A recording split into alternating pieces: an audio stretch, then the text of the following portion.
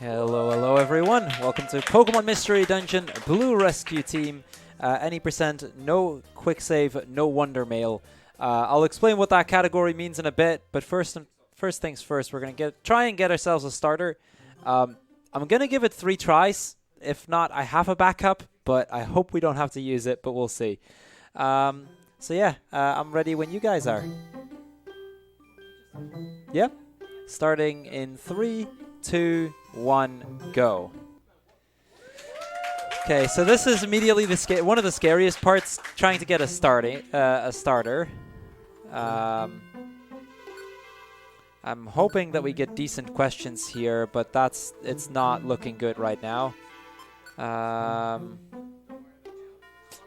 only had one good question so far. Yeah, I didn't think so. That is, if I had picked Boy, that would have been the correct starter for the Manipped runs, but we are going to do no manipulation, so that's unfortunately a quick reset. Like I said, we're going to give it 3 tries. If not, I'll load up a backup save that I made on a flashcard. So we'll see how it goes. The downside is, if you fail to get the starter, you have to sit through this screen, so that kind of sucks.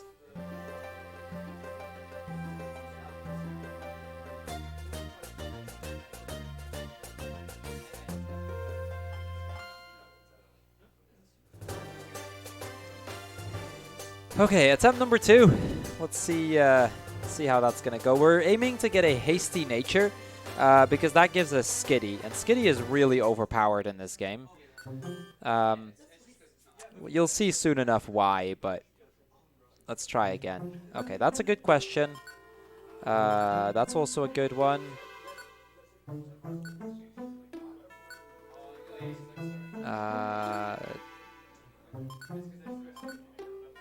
Docile. That's unfortunate. Nope, that is 2 fails. One more try, and otherwise I'm loading up my flashcard. This is the unfortunate thing with Pokemon Mystery Dungeon. We have to get a specific starter, and if we don't get it, we just have to reset. There's really no way around it. Oh well. Just gonna try again. Like I said, it's not a big deal. I have the backup ready. I'm just really hoping that I won't have to use it. Earlier when I made the backup save, it took me 12 resets to get it. So that was kind of painful. Usually doesn't take that many, but it can.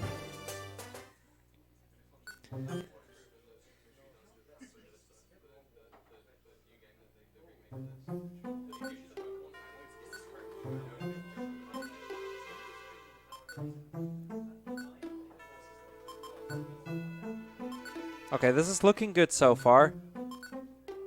Hardy? Well, too bad. We're gonna play for a little bit. I'm not gonna name them right now. The names are already set on the backup save, but I do want to actually show you the first part. So, because of that, it doesn't really matter who we pick. I'm just gonna show you the first part, and then we're gonna load up my flashcard and load the backup save.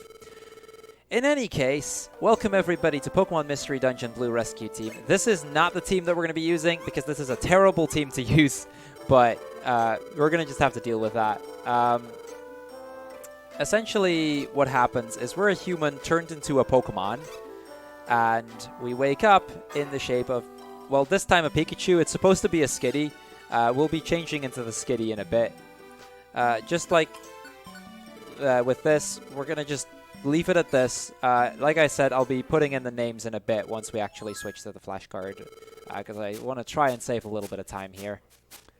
But yeah, after a little bit of back and forth, Butterfree shows up, and her baby boy, he fell into this fissure that had opened up, and she's looking for Pokemon that can help out. Now, we're here. We might as well.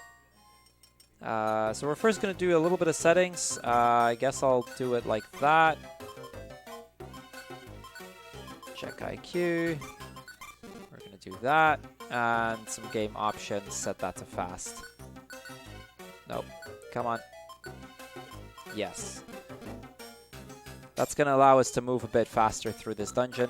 This dungeon's only 3 floors, but it can go really quickly or it can take a while. We'll see how it goes. And this kind of shows what Mystery Dungeon is kind of all about.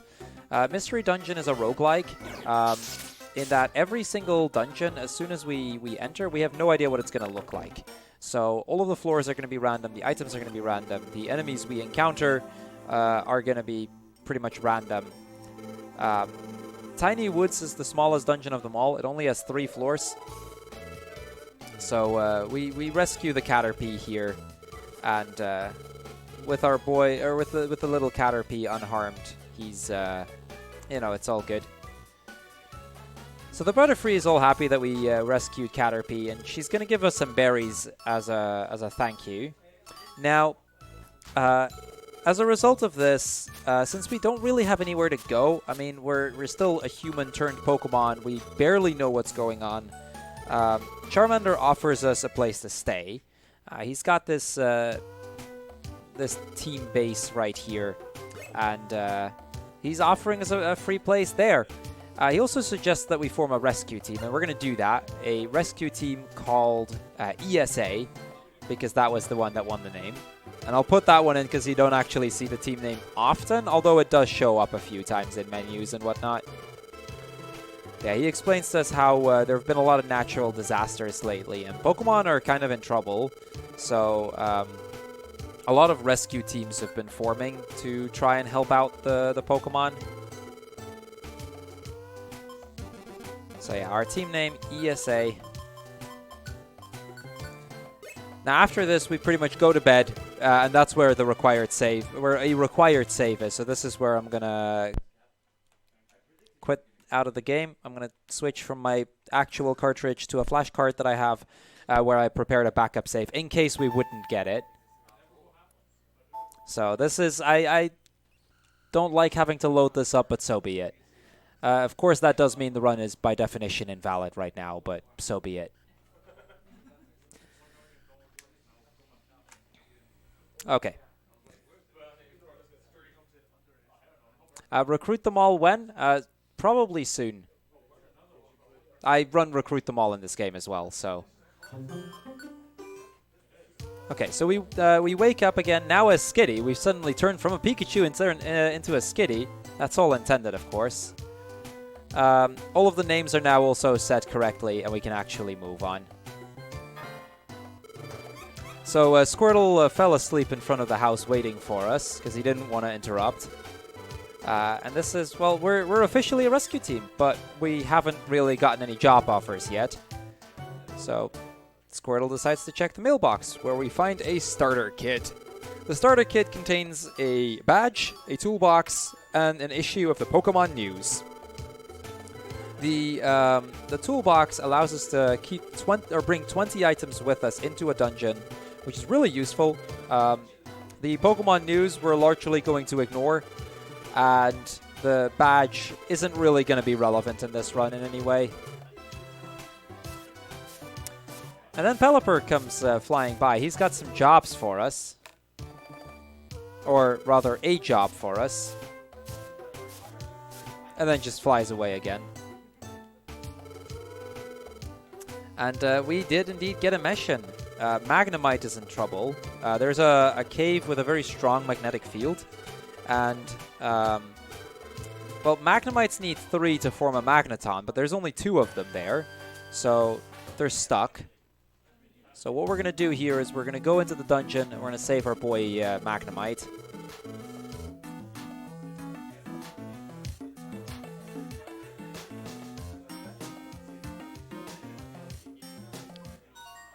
Now we're going to get a few instructions as we go. We're going to just try to get through this dungeon as fast as we can. We do actually want to attempt to hit level 7 with Squirtle. Just to make the later parts a bit safer and a bit easier. So we'll start seeing some level up screens. Okay, I found the stairs here. I actually want this apple right now. So there's a few items that I'll be looking out for. Specifically, Reviver Seeds and Max Elixirs are very important in this run. If we don't, like, aside from those, we also like to see Oron Berries and things like, well, money comes in handy and occasionally. And then apples, just to make sure that we have enough stamina to go through places, that sort of stuff.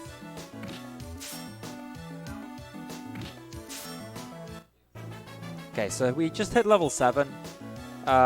This is kind of the level that we want to have coming out of this dungeon, so we're in pretty good shape right now. Now, you may have already seen that little heart pop up above. Okay, that's just a blast seed, I don't need that. Above the Puchena, that is the first instance of my Cute Charm ability. Skitty is overpowered for a few reasons. It gets access to Double Slap, which is a really broken move in this game. It has the Cute Charm ability, which means when an enemy hits me, there's a chance he gets infatuated, which essentially means he just can't do anything for a few turns. On top of that, we also have the move Attract, which does kind of the same thing, except it's even more broken, because we can pretty much use it with 100% accuracy. It just disables everybody from doing anything. We got access to Attract just now here, and it is going to completely break pretty much every boss fight that we have to go through. Unfortunately, we went the wrong way, so we're going to have to backtrack a bit. This is a pretty common theme in Mystery Dungeon runs, where we just don't get the kind of floors that we would like to see, and that loses a lot of time. The game being a roguelike just kind of means that it can go in a lot of different directions very quickly. Like, we can get some really good floors and save some time, or we can get some really bad floors and lose some time. If it really comes down to it, I can use RNG manipulation for the last few dungeons to save a bit of time back. Hopefully we don't have to, but that is a backup I might go for if needed. So yeah, while I'm at it, let me actually explain the category. So the category says any percent, no WM, no QS. WM is Wonder Meal. Essentially what you can do in this game is you can use codes to get very specific missions, which we could use to get, for example, a Warp Scarf, or things like Frustration, which is a really powerful move. We get things like that in the manipulated runs. No quick save just basically means I can't use the quick save function in a dungeon. The reason that quick save becomes so useful is if you use quick save while in just before the stairs in a dungeon, you can load up the game and it'll load up a set RNG value. Basically, it always gets set to the same value. So we know exactly what floor is going to happen afterwards. And through that, we can pretty much manipulate every single floor in the dungeon, except for the first one. So yeah, that run just becomes like an hour faster as a result or something. Anyway, we get into town, and we start to see a bunch of shops that are set up. There's the Kecleon shop, which sells us like food items, reviver seeds, that sort of stuff. There is the bank, where we can store our money so that we don't lose it if we die. Kankaskan, where we can store items for the same reason. And Gulpin, where at Gulpin we can link our moves and relearn older moves and whatnot. Now, at the very end, there is the Pelipper base, and there's also a bulletin board. This is where a bunch of missions are at. We're going to just accept all of them. And we're going to actually be doing pretty much all of them in a bit as well. We don't really have to link moves yet, so I'm going to not do that just yet. Instead, we are going to do the 2 Tiny Woods missions. How much money do I have? Okay, I'm actually going to check if I can sell enough. No, that's not going to work. Essentially, if I can get up to 800, I have the chance to buy an extra Reviver Seed. Reviver Seeds, basically what they do is if I die at any point in a dungeon, a Reviver Seed will give me another chance. It'll instantly trigger, and then we just get revived right away. Very useful in a lot of situations. Okay, So here we just have to go to floor 2. I believe the Oron Berry was floor 3. So that actually saves a little bit of time. Okay, floor 2 has the Oron Berry quest. I wasn't entirely sure. A message will prompt here that we've reached our destination floor. So somewhere on this floor is a Pokemon in need of rescuing. It's up to us to try and find them. There it is. There's the Voltorb. So we just save the Voltorb, get out of here, claim our reward. The reason we need to do this is at certain points, you need to pass an amount of time before the next story prompt will trigger. In this case, we needed to finish 2 missions. It didn't matter where, but we needed to finish 2 missions. And Tiny Woods kind of works out in such a way that we can do exactly the 2 missions we need. We got really good rewards there. I got both a Reviver Seed and a Max Elixir. So that's really, really good. But now that we've done 2 missions, the next day will trigger. You may have already noticed before, but Skitty is having some weird dreams. And we get another one here. He notices that a Pokemon is talking to the Skitty, but we don't know who that Pokemon is. And then an earthquake happens. And right out of the ground, well, there's nothing, but then we hear somebody talk. And out of the ground, a Ductrio is going to pop up. He's just going to dig a hole through our floor. He's like that. And he mentions that Diglett is up on Mount Steel, captured by a Pokemon named Skarmory. And he's asking us to help the Diglett. Well, thank you, Franken. I appreciate that. PB is void right now. We've loaded up a backup save. So we cannot PB. Yeah, we've got access to Mount Steel now. This is the first longer dungeon. Which we're gonna try to go through it as quick as we can. I'm gonna look around for some orbs as well, because an escape orb could really be helpful. I already have Graveler Rock, so I don't really have to worry about that, luckily.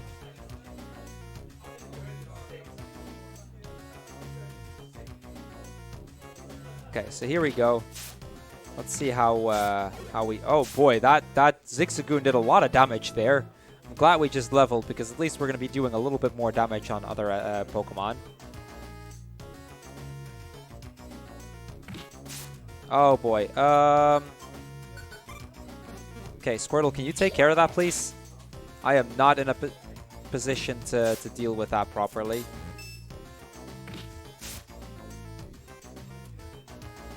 So yeah, this is one of those dungeons. This Mount Steel can be very scary. It's also the dungeon where the first boss fight is going to be. Okay, well that kind of worked out. That should be fine. Okay, we actually got the one shot this time, so that's nice. On to floor 3.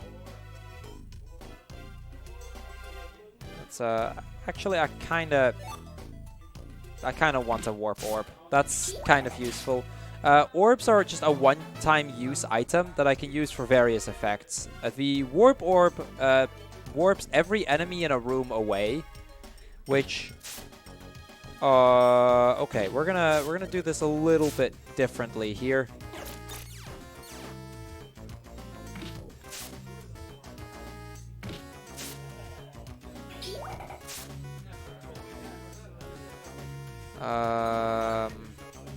Okay, I'm gonna have to just... Oh, that's bad.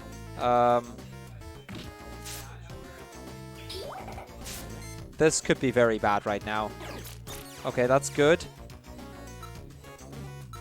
How are we gonna deal with this? I think this is... Because we're still in Torrent, so we still had that option.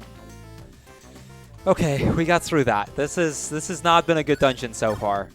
It's been quite scary.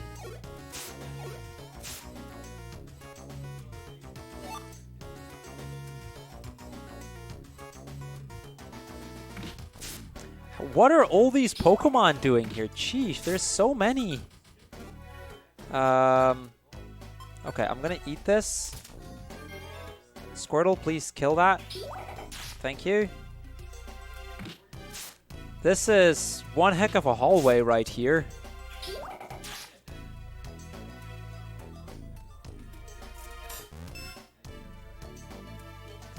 Okay, we're moving on. That... oh boy. Okay, this Chidu... Squirtle can take care of that. This is one of the reasons, by the way, why we use Squirtle in a lot of the runs with Pokemon Mystery Dungeon. I've mentioned why we use the Skitty, but the Squirtle actually also serves quite a purpose. Squirtle is really good in dealing with a lot of the early game enemies. It has a ranged move in Bubble, which just... It completely destroys a lot of these Rock-type Pokemon that we see here. And that kind of makes him a really good support Pokemon, even though he becomes kind of useless in the second half of the run. Okay, at least we got a few floors now. This is the last floor before the boss. Okay. We made it to the boss. This has been something else. So, this is really where you got to see how RNG can be in this game. You can get floors back-to-back where the stairs are right next to you. You just instantly move on. But then there's also floors like what we just had with enemies everywhere. Just everything trying to kill you. But yeah, we meet up with Skarmory, and Skarmory tells us that the Diglett, or that he hasn't been sleeping well because of all the earthquakes. And Squirtle tries to reason with Skarmory, trying to explain like how one Diglett can't, or one Diglett family can't possibly cause all this. But he's just not willing to listen to us. That's just not happening. But then we defeat him in battle, and Skarmory flees. Now, the problem is Diglett is kind of in a place where we can't get him, and he's too scared to come down. And that is one heck of a cliff. Lucky for us, right at that moment, Magnemite shows up, and Magnemite is going to rescue the Diglett here. We're unfortunately not going to get confirmed if the Diglett actually has feet or not, but it's just, yeah. They do mention something about the feet here. It's kind of a cool little joke they do. And at that point, we hear some talking again, but we can't see him because Dugtrio was still underground. Now, lucky for us, we're actually going to get quite a good reward out of this. This is definitely one of the missions that gives you some of the best rewards that we've done up to this point. We're going to get a Ginseng and a Pecha Scarf. Now, neither of those items is particularly useful, but they sell for about the value of 2 Reviver Seeds. And we're going to be attempting to buy a few in a bit. So we tell the Magnemites that we need more members, but they can't join us yet because we don't have an area where they can live. The way that it worked in this particular Mystery Dungeon game is Pokemon will join you if you have the right area, and then when you defeat them, there's a chance they'll join the party. Unfortunately, we don't have any areas yet, so we can't actually recruit anything just yet. It's not a big deal for us because we don't really want to recruit anything because recruiting is slow, but that is generally how it works. In Recruit 'em All, it's very satisfying to go through all those little areas afterwards and seeing so many cute little Pokemon like everywhere just hopping about. It's really cool. Yeah, we get a glimpse of the Pokemon that's been in our dreams now. We get to see a glimpse of a Gardevoir. We tell Squirtle about the dreams, but we don't really know what they're all about, so we get asked by Squirtle if we want to be a human again, and we're not really sure. But yeah, we're going to go back to Pokemon Square because the Wigglytuff shop just opened up. And Wigglytuff here is the Pokemon that will allow us to get more Pokemon in our team. I'm going to quickly sell some stuff. We're going to get rid of that. We're going to get rid of that. There's a few things that are just not really worth selling, so I'm just going to trash them. But I wanted to at least get some money, because we can use that to buy this Reviver Seed. We really want to just have as many Revivers as we can. I'm going to trash that. We're going to go to the Gulpin, and we're going to link our moves. This is something that, when playing it casually, I never really got why this was a thing. As a speedrunner, it is so broken. Basically, what it allows me to do is I can now use multiple attacks in the same turn. And being able to use more than one attack in the same turn can be really, really helpful in dealing with later enemies. Right now, it's just set up that we do Tail Whip and Tackle, which already helps with a lot of the bosses. But we're also going to get access to things like, for example, with the Squirtle, where we have Tail Whip, then Tackle, then Bubble. So he'll do all three of those moves in the same hit. And later on, when we get Double Slap, that essentially allows me to do upwards of 6 attacks in a turn. And that's just really broken. Yeah, Magnemite is going to join us here. We're going to allow him to join our rescue team. We're not going to nickname him. We're not ever going to use Magnemite again.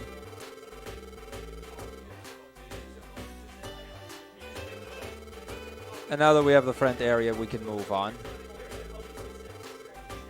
Now, before we actually move on, we are going to go onto the Pokemon Square and get the 2 Tiny Woods missions here. I'm going to accept a few Mount Steel missions for later. We're not going to be doing the Mount Steel missions until way, way later into the game. Like, we're going to do them like an hour and a half from now or something. But we are going to do the Thunderwave Cave missions in a bit. And then immediately after, we're going to do the 2 Tiny Woods missions. In order to progress the game past this point, we need to do 5 missions total. So we're going to just do 3 first, then 2 more. We also get to see a cutscene here with his Jumpluff. His friend is missing, and he's asking Shiftry for help because the Shiftry is a Pokemon that can bring up like a gust of wind that would blow the Jumpluff, would be able to like blow the Jumpluff back to where it's supposed to be. But Shiftry it's not exactly the purest kind of Pokemon. He'll only do it for a lot of money. Then Alakazam shows up, and Alakazam right here is the leader of the most powerful team in the thing. It's a gold-ranked team consisting of Alakazam, Charizard, and Tyranitar.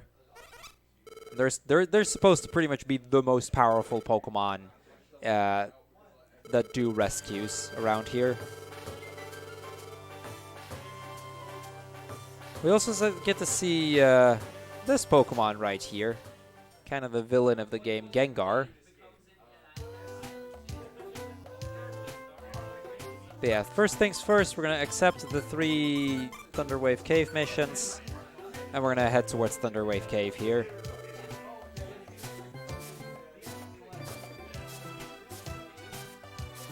The Pelipper is going to drop some more stuff here. It doesn't matter what he drops. Like, we don't really care. Nothing too relevant. And on to Thunderwave Cave. Okay, so this is 3 missions. Essentially, it works the same as with the earlier missions, where we just go through some floors. Like on floors 3, 4, and 5, we're going to find a Pokemon somewhere, get them out, and then after the 3rd one, we're going to escape out of the dungeon. So while I go through this, host, if there's anything you want to talk about, now would be a pretty good time. Alright, we do indeed have 2 new donations. $5 donation by Rekild saying honk, and that's going towards the bid war for Plants vs. Zombies. He's putting his $5 towards Aqua Center, which means that Z-Tech Factory is still in the lead ahead of Aqua Center, but only by $5. And another $10 donation by Sam with no comment. Okay, by the way, just for future reference, if we get donations, just interrupt me, that's fine. We've got plenty of time. I can talk about the story a little bit later. It's all good. Okay, so we're now on floor 3. This is our first destination floor. Because of the color scheme of this dungeon, it can be really hard to notice where a rescue is at. On the mini-map, they show in yellow, but with the yellow background, that can be really hard to see sometimes.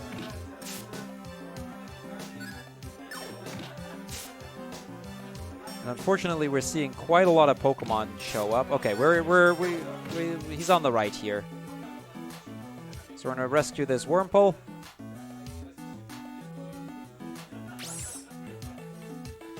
We're going to specifically say that we don't want to leave. That's kind of important because we still have 2 more Pokemon to rescue.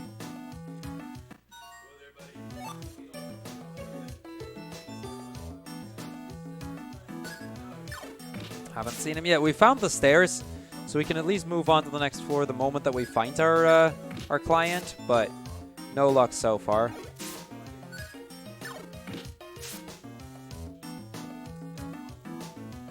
Okay, there he is. Let's go, Nidoran.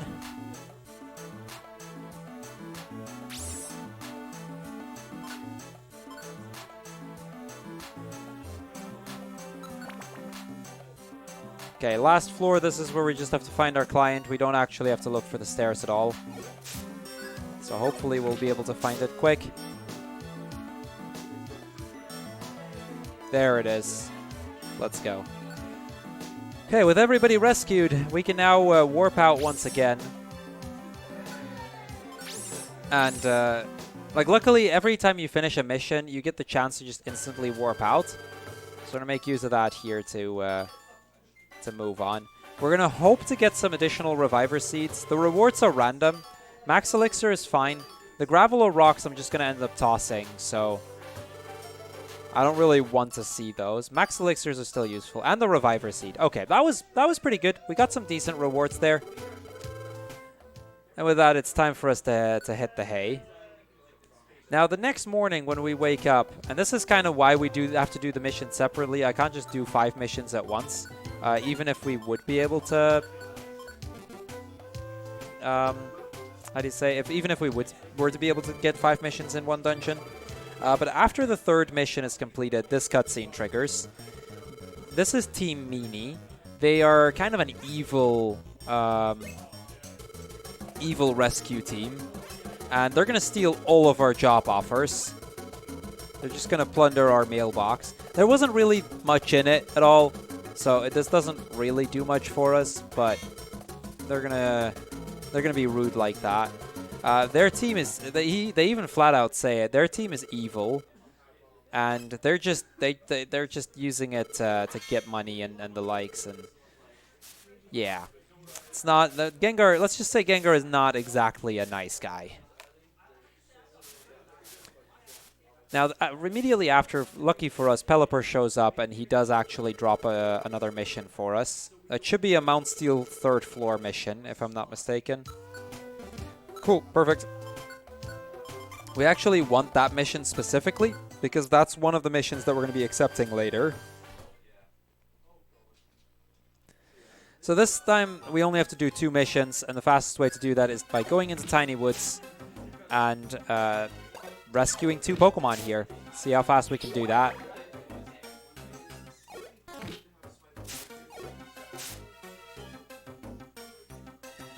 Luckily, these floors tend to be really short. Like Tiny Woods really has, like you can, the floor designs are always really short, so it's pretty easy, generally speaking, to get through it quickly.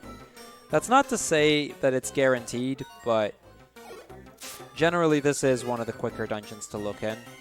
I thought for a second there, I thought I saw the client on the mini-map.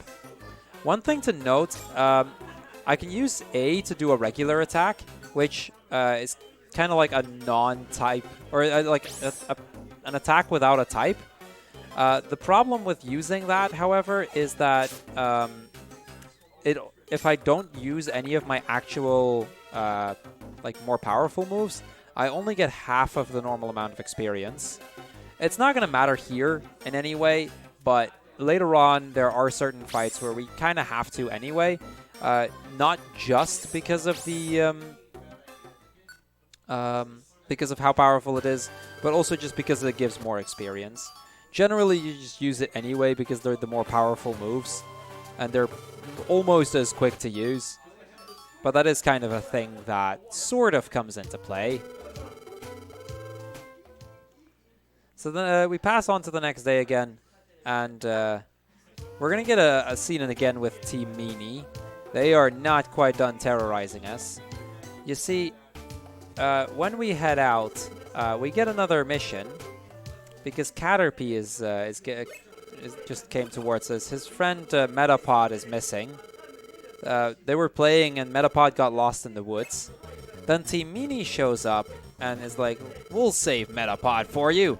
Except the problem is Caterpie doesn't have any money. Like, there's nothing he can give as a reward. But Gengar has a solution. If he rescues the Metapod, Caterpie has to join his team. Before Caterpie even gets a chance to reply, they just go. Okay, we're gonna make a quick stop in town here before we leave. I'm gonna check for more Reviver seeds if I can. Unfortunately, there aren't any this time around. I'm gonna trash that. Don't need those. Okay. I mean, we kind of have enough anyway, so it's not a big deal. But I figured it was worth checking. We're also gonna accept these 3 missions. That's just for later. And on to Sinister Woods. Now, Sinister Woods is like the first bigger dungeon that we go through. It doesn't have a midpoint like some of the later dungeons will, but this is definitely one of the dungeons where things can become quite scary, and the final boss of this dungeon is actually a bit more difficult.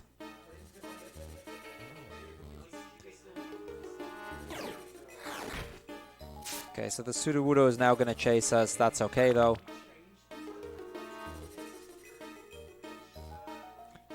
I'm going to attempt to dodge those random encounters. Can you? Yeah, thank you. Unfortunately, I walked right into a dead end. The Sudowoodo won't actually do anything to me as long as I stay at least a tile away from it. The moment that we get too close, though, he'll start chasing me, and he can actually do okay damage. So I want to make sure that we avoid that as much as possible.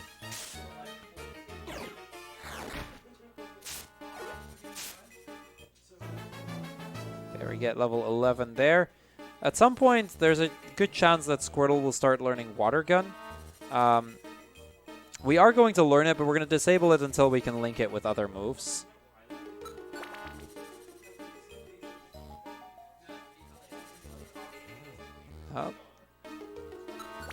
Wow, what good movement right there. Let's go.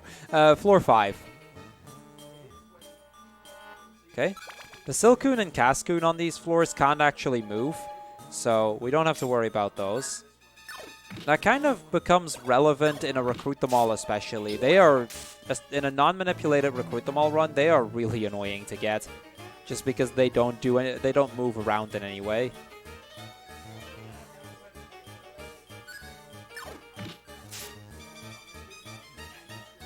I can ignore that. I'm tempted to start picking up a gummy at some point just to refill my belly. One mechanic we haven't really seen yet is the hunger mechanic. Over time, as I take more steps through the dungeon, I grow hungry. And if my belly runs to, all the way to 0, I start taking 1 damage per step I take until I eat something. We have some apples, so we have ways of dealing with it. But this is a dungeon where there's a lot of food items on the ground, generally speaking.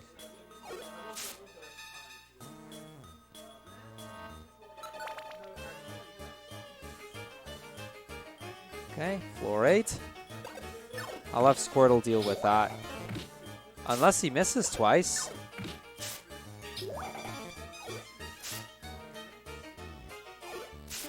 Okay, so Squirtle basically just missed everything. That's kind of annoying.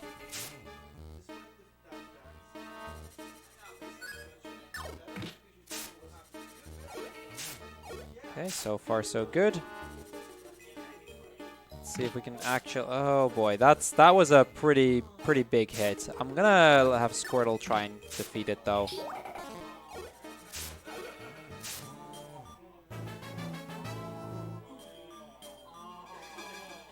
So another level up.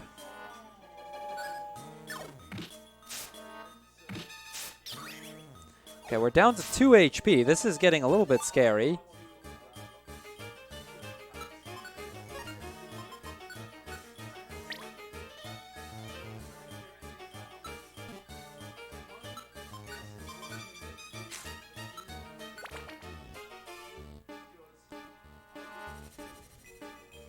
Okay.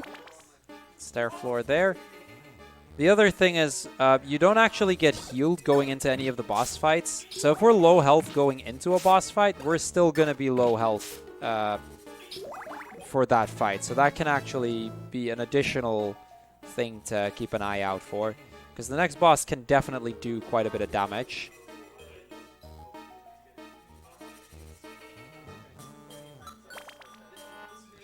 Okay, that was pretty alright. Let's see how floor 11 is going to be. So here I just kind of walk in such a way that Squirtle is next to us so that if I don't kill, at least the Squirtle can then take care of it. Okay, it ate my Y input. That's annoying. It worked out in the end.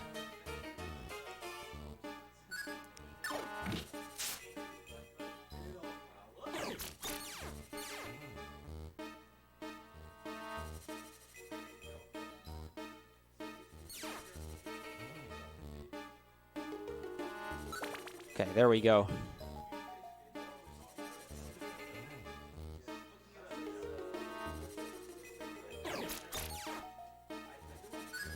This Hoot we're going to have to defeat. We got a critical hit, luckily, so it worked out. So we're almost at the end here. We should still have enough power points to make it through. Okay, so this is floor 13. This is where the people from Team Meanie are gonna show up. They're like, we're gonna get the Metapod first, and then Caterpie will have to join us. And you know, there's something about world domination and whatnot.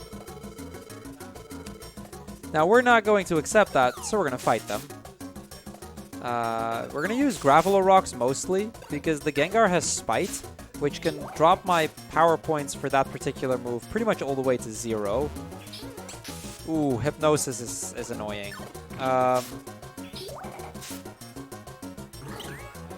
See, now Spite doesn't actually do anything. But I am going to just have to wait until we wake up, I'm afraid.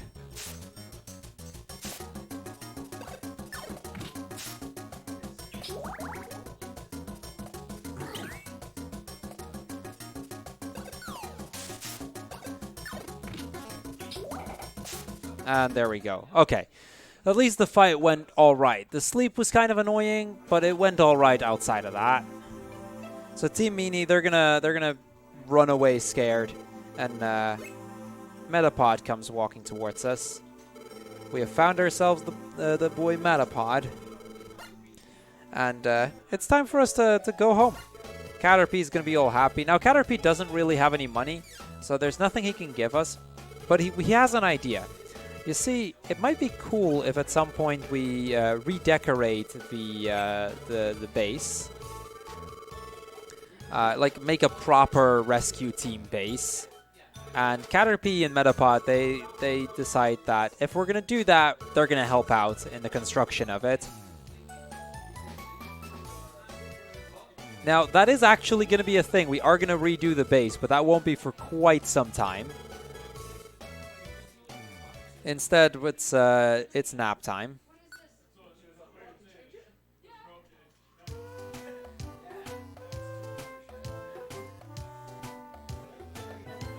So we're going to run out and meet up with Squirtle again. It's another morning, but then Jumpluff comes running towards us. The Shiftry that he had sent on a mission hasn't returned yet. So now not only Jumpluff, but also Shiftry is missing. That's kind of an issue. So he's gonna give the rescue mission to us and hope that we can figure out what's been going on. There's apparently not even a breeze there, so Shiftry wasn't able to do anything.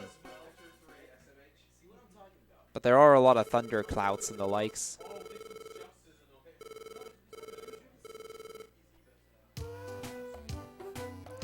We're going to quickly go into Pokemon Square, check the Kecleon shop for a Reviver Seed, which unfortunately, again, he doesn't have any. How many do we have anyway? 4. Okay, I have enough for a while still, but I'd really like to have gotten some. Main reason I had to go in is I need some missions. Okay, I gotta keep in mind that I have to keep an Oron Berry.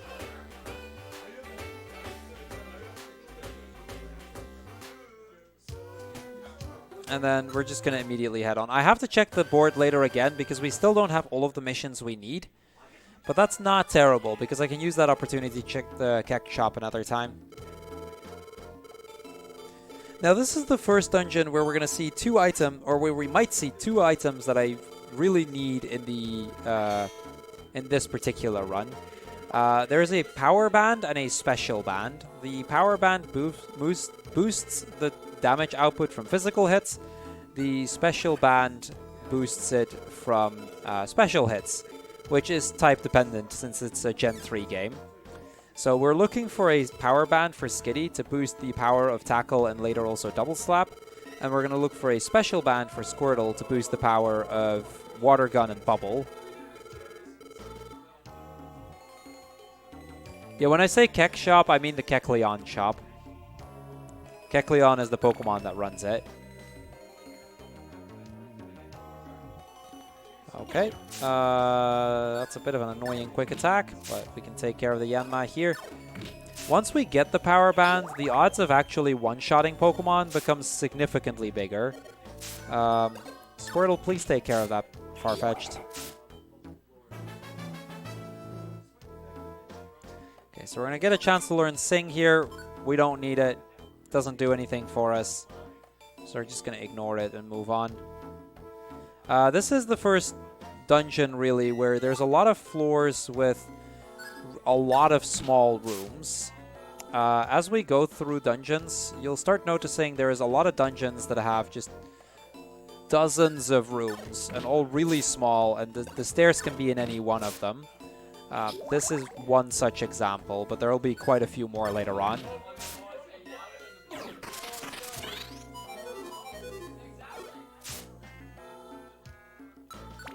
Okay, so far so good.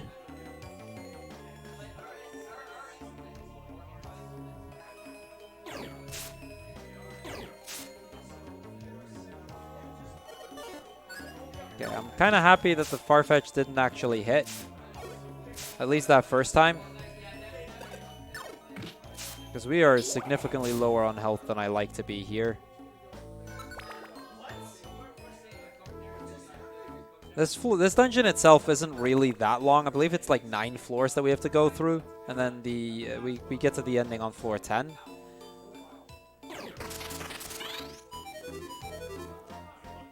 Okay, that's just a gummy. I want to kind of try and check items, because if we can find a power band, it makes the rest of the dungeon safer. It's worth killing an extra Pokemon over finding a power band. Okay, that's just a dead end.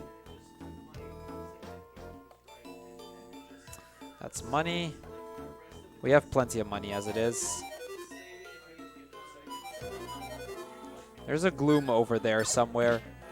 Gloom isn't really a threat.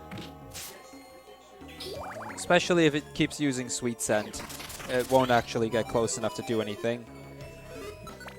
So that worked out. Floor 7. It's going to be several Pokemon chasing us. That kind of sucks. Looks like Squirtle's going to have to deal with one of them. Paris is one that I, if possible, would like to avoid fighting.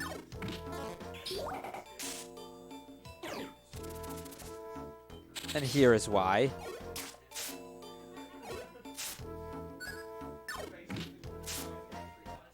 Unfortunately, the Squirtle decided to step on water, so that didn't exactly help. We're going to learn Water Gun here, though. Very useful move later on. Not going to come into play much early on, though. We're going to just switch it off, keep it in the back for later. Oh, I saw the stairs there. Let's go. Floor 8. Nice stair floor. Let's go. So this is the last floor, at least of this dungeon. So far, this dungeon's actually been going decently well. We've had to fight a decent few enemies, but outside of that, there's actually... because there's other things that I'm keeping an eye on here as well. If we... let's see, how do I best describe this? There are certain Pokemon in these dungeons, and they kind of start in this one, that have multi-hit moves. Good examples are Beedrill, Fearow, Skitty also has one, but we're not going to see Skitty. But multi-hit moves have a chance to, at worst, lose me 2 Reviver Seeds in a single turn. But yeah, we find Shiftry and Jumpluff, and then the moment that we try to rescue them, Zapdos shows up and takes the Shiftry. And Zapdos tells us that if we want to rescue Shiftry, we gotta go to Mount Thunder.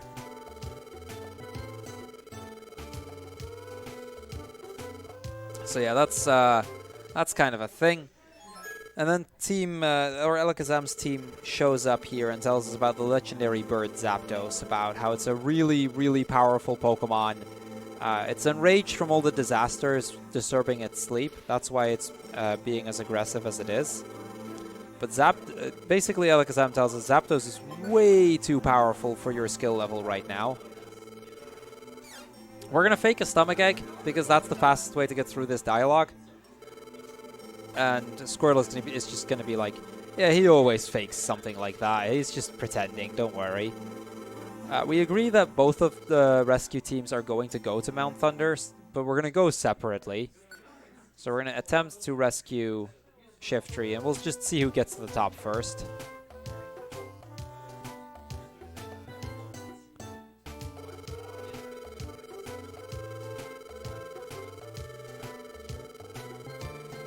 Okay, or a little bit of dialogue. Since we don't have all of the missions I need yet, we're going to go into Keck Shop once again, see if he now has Reviver Seeds, and this time he actually does.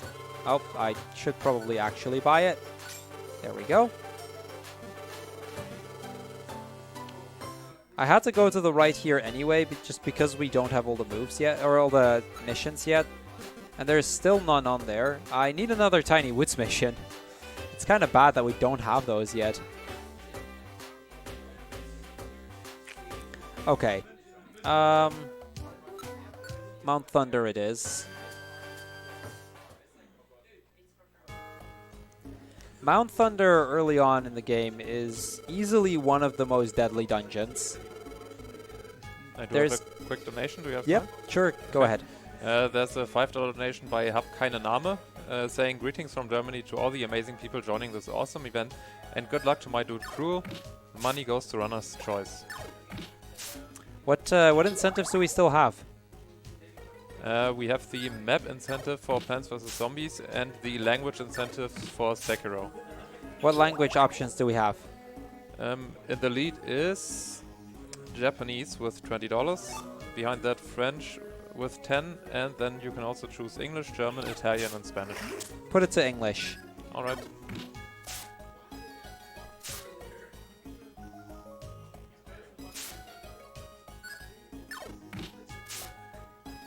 Okay, so we're poisoned right now, and that's really annoying.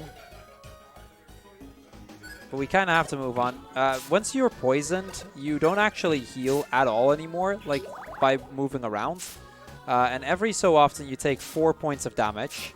That continues until I either die, which triggers a Reviver Seed, move to the next floor, like we just did, or use a Pecha Berry, which I do have one, but I want to keep that in case emergency for later on.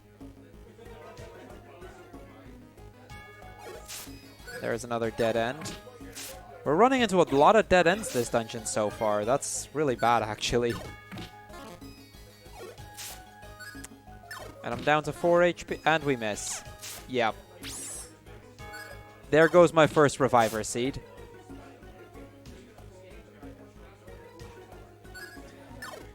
So we just lost one of our 5 Reviver Seeds. You might be thinking, like, you have 5, it'll be fine. But losing one this early in the dungeon is not how I wanted to get rid of them. Later on, the actual scary Pokemon are going to show up. And we get something here that I haven't really mentioned that, but floors like this we tend to call an anti-stair floor. Basically, it's a floor where the stairs are in the very last room I check. We don't want Weedle joining our party. There's no need for that. So this is a great example of that, because the stairs were in the very last room here. I'm tempted to bring the gold ribbons. The gold ribbons don't actually do anything, but you can sell them for about 2,000, which is the equivalent of like 2.5 Reviver Seed.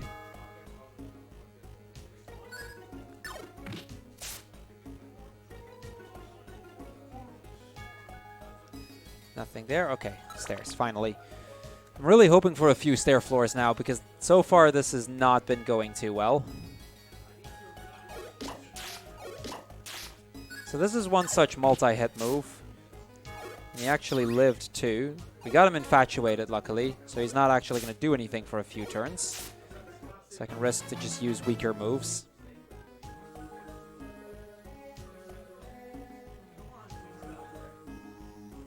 Okay, there we go. Thanks, Chen.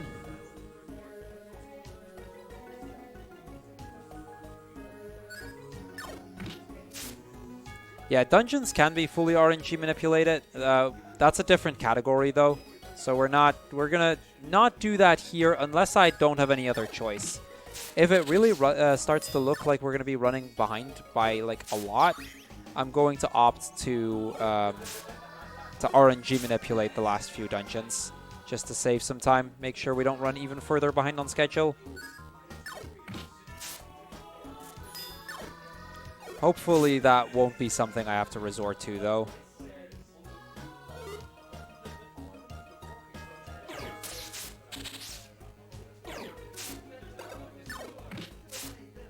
Though if dungeons keep going like this, we may very well have to. Which dungeon do we start seeing shops in dungeons? I'm not exactly sure where that starts,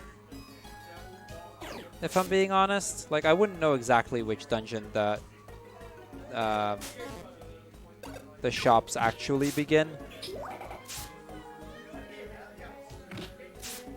We're still a bit away from it, I think, but okay. We made it to the end of that floor. These are really, really bad so far. Okay, Ampharos is not really one of the scary Pokemon. One downside of Squirtle, like I said, was really good to deal with early game enemies.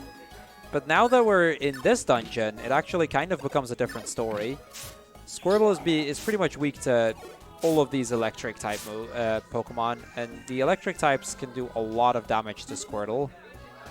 We're on 6 floors and we're already getting hungry. That is, I guess that shows how bad this floor has been so far, or this dungeon. Also, still no sign of a power band or a special band either. Okay, we find an apple here. That at least is good. Means we don't have to worry about the hunger anymore for a little bit.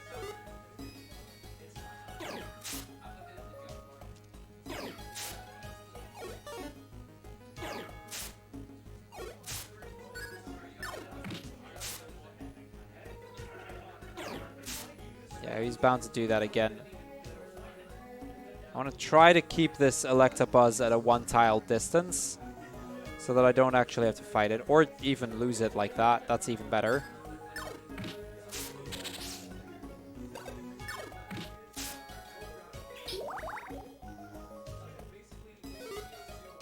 That's a dead end. To the right here. Okay, we found the stairs. Let's go. Yes. No save and quit. Or no, well, QS is quick save, but it's kind of the same idea. So we're not RNG manipulating in it. Like, we can technically save the game, and it would be okay if I reset. I just can't do quick saves in dungeons. What do the green squares do? Which green squares? The one with the arrows on it? Oh, by the way, what we just encountered, that weird room in the middle, that's a mid-floor. Most of the dungeons past this point have those kind of floors. Essentially what they do is they just heal you to full and give you like, it basically sets you to like as if you were about to enter the dungeon again.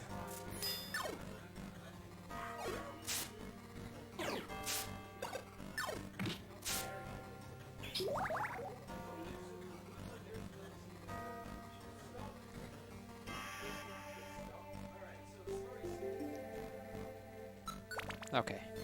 Pretty long floor. Mount Thunder Peak is pretty short overall. It's 3 floors, I believe. In the Manip run, we do manipulate this, but that's really only so that we can RNG manipulate the Zapdos fight here. This is honestly, like in the Manip run, this is one of the coolest fights to do, because you make him get 2 speed drops. Yeah, here the strat is a little bit different. We have Skitty, and Skitty is very broken for boss fights, and this is the first time we're really going to see how broken Skitty gets. 1 step to the right, I'm going to use Attract.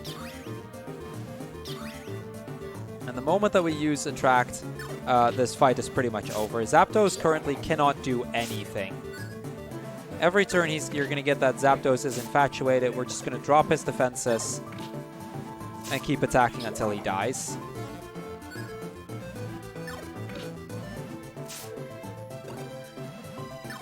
Another attack from Squirtle. Okay, he got over his infatuation, so now he actually becomes threatening. But I can use another Attract and stop him again. He used Agility, which means that he's going to get 2 turns every single turn. But we should be close enough to a kill that it doesn't matter. At least I hope. And that's the boss. In the Manip run, we actually have Meowth and several Frustration TMs to deal with the bosses. So there we just use Frustration over and over.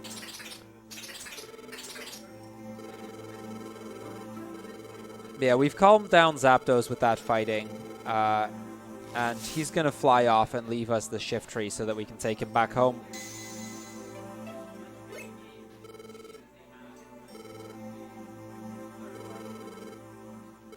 So yeah, Shift Tree is alright. And with the help of the Charizard, Alakazam, and Tyranitar, we're now going to go back into Pokemon Square. We are going to get a little bit of information, though. Alakazam and the others here learned that Skitty is a human, not a Pokemon. Alakazam kind of knew there was something off, but he didn't exactly know what it was. But he doesn't have the knowledge beyond that. So what he suggests doing is that we go see a Pokemon named Xatu at the Hill of the Ancients. Xatu there might actually be able to help us further.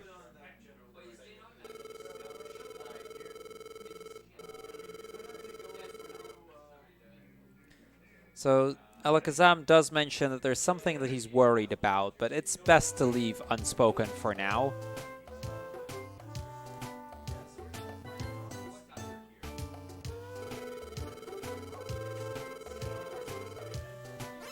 So Squirtle mentions that the Hill of the Ancients is past the Grand Canyon. So we're going to use a few dialogue boxes here. And use the first, then the first, and the second. That's the fastest way to get through the text. I don't like having to go into town right now, but I kind of have to. Because we still don't have all the missions we need. Oh, we also don't have any room in our... Actually, I know how we're going to deal with that.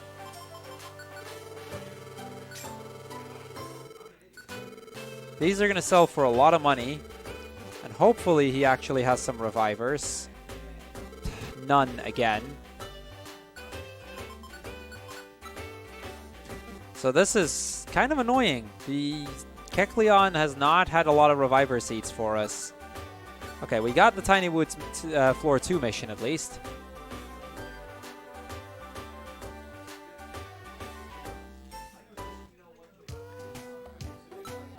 Next stop, the Great Canyon. We now have all of the missions, so we can actually see what it's like. I should have linked Bubble, or a Water Gun as well. I can do it after the dungeon, though. I gotta really remember that I have to get Double Slap and then link moves after this dungeon, because if I forget, it becomes very bad.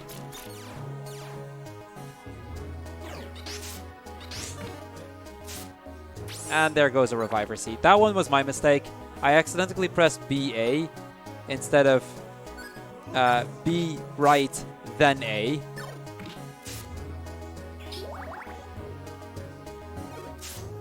I've dealt with this part with fewer revivers before, but we're generally in a fairly bad shape right now.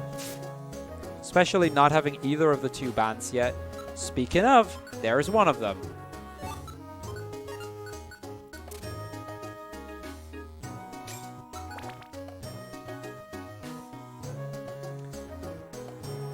Okay, let's see. So far, so good. This is a pretty lengthy floor. We kind of have to get level 15 because that gives us access to Double Slap, which is our next really powerful move.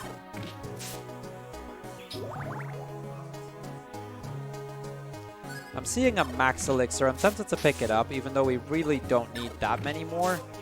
We're pretty good in terms of Max Elixirs right now. Okay, there's Double Slap. We're going to get rid of Growl. We don't really have any need for that anymore. Double Slap is one of the most broken moves in the game.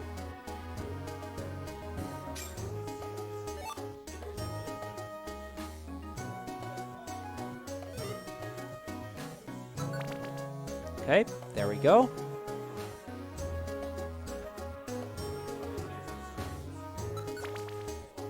These have been decent floors so far, save for the first one. A couple of quick floors there, that's always nice.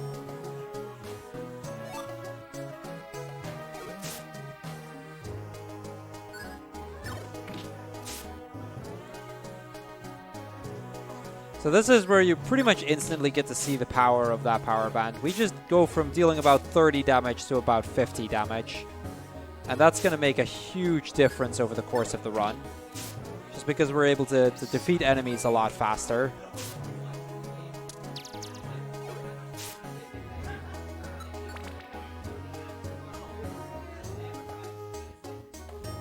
Oh boy, this is... okay, you know what? Use. I don't want to deal with this right now. I don't know if it was the correct place to use it. I might have wanted to keep that for a monster house for later on, but I did not want to... And there's the Ariados anyway. What I'm actually going to do is I'm going to set this. Gives me a bit of a better chance to one-shot things.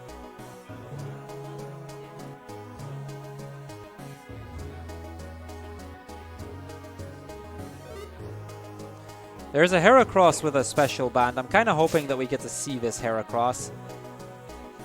Because I kind of still need that special band for Squirtle. It's not the end of the world if we don't get it, but it would be quite helpful.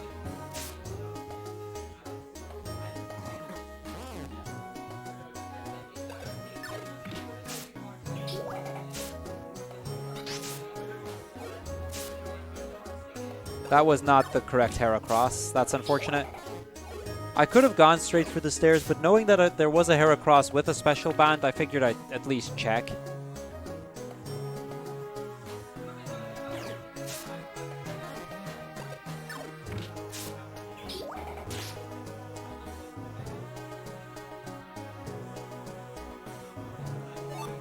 Nice, we got another special band here. So we're going to give that to Squirtle, and that pretty much means that we're done in that sense. We have the equipment that we need at least.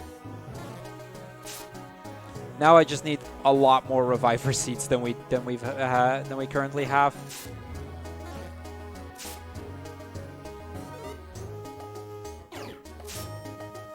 And preferably, we're going to try to get through these floors a bit faster.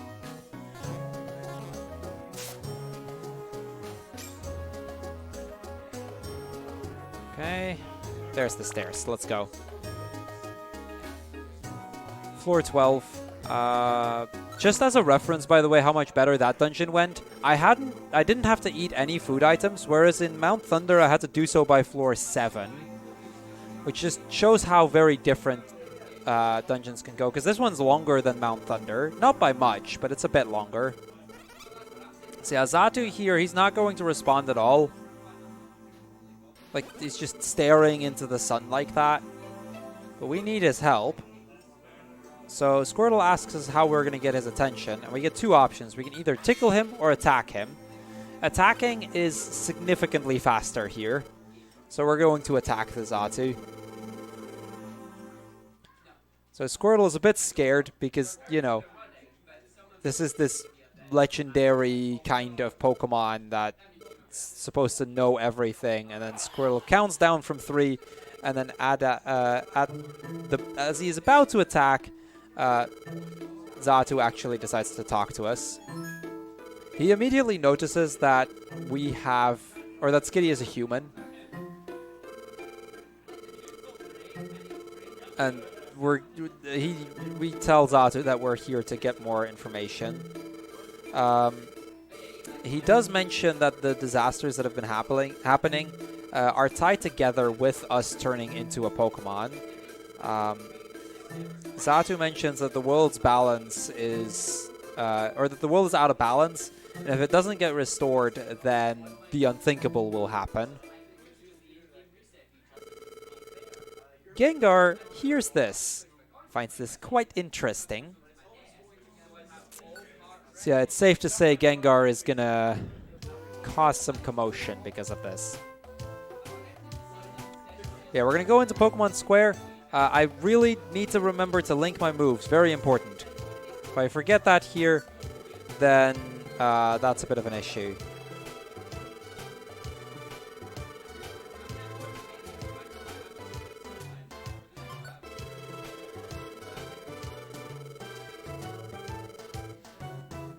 I'm also going to check for Reviver Seeds because we've been losing a fair few of those. I only have 3 left. I've had runs where I had 0 at this point and still made it work, but... Ooh, he sells 2. Let's go. We actually got a good Keck Shop. That's a new one. Okay, so we're up to 5 now. That's much better. As we get to Pokemon Square, we see Lombre, Bellsprout, and Snubbletalk. Wishcash has been talking about a legend. The Ninetales legend. Now, we, of course, don't know anything about it, and they mentioned something about somebody being cursed after touching the tails of a Ninetales. Wishcash has the entire story, though, so we can go to the pond and talk to him if we want to know more. First, very important that I said I wasn't going to forget, and I didn't forget. Let's link some moves. And link. This is pretty much the moveset that we're going to be using for the entire remainder of the game.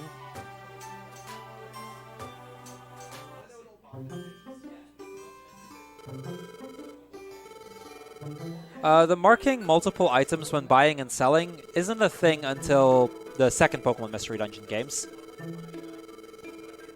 It's a quality of life change that they did to Pokemon Mystery Dungeon Explorers of Time, Darkness, and Sky, but it's not actually a thing in Blue Rescue Team.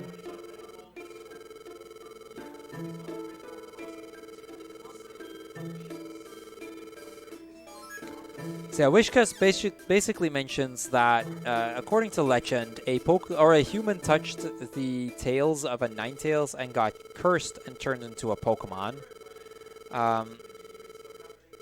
It's just some ancient folklore, and of course this obviously isn't true, but it leaves us a little bit questioning about what's been going on, because we know we are a Pokemon, we know it's tied to these natural disasters, and apparently it's tied to a curse of with Ninetales or something. That's bad news right here. Yeah, in the item bank it's a thing, but not in the shop. So yeah, we decided to just call it a day, not really do anything this time around. And that night, we have a dream, similar to the dreams we've had a few times now. And Gardevoir shows up once again. And this time, we actually hear the voice of Gardevoir. Now, in that legend about the human touching the Ninetales' tails, it's also mentioned that a Gardevoir, I believe, shielded the human from the curse. Like, the human still turned into a Pokemon as a result, but yeah, because of the shielding from Gardevoir, like, it kind of took the human's place, and the human then turned into a Pokemon or something. But then we dream, and we learn that the Pokemon that's been talking to us in our dreams is actually Gardevoir. So that's kind of a thing. So then we go into Pokemon Square, and there's a lot of commotion here. as Pokemon have been okay, hold on. I don't know whose Steam is open, but I'm gonna close that so that we don't get those things anymore. But yeah, in any case, all of the Pokemon are gathered in the square, and Gengar right here, he's telling us what he's learned, and it's not very good for us.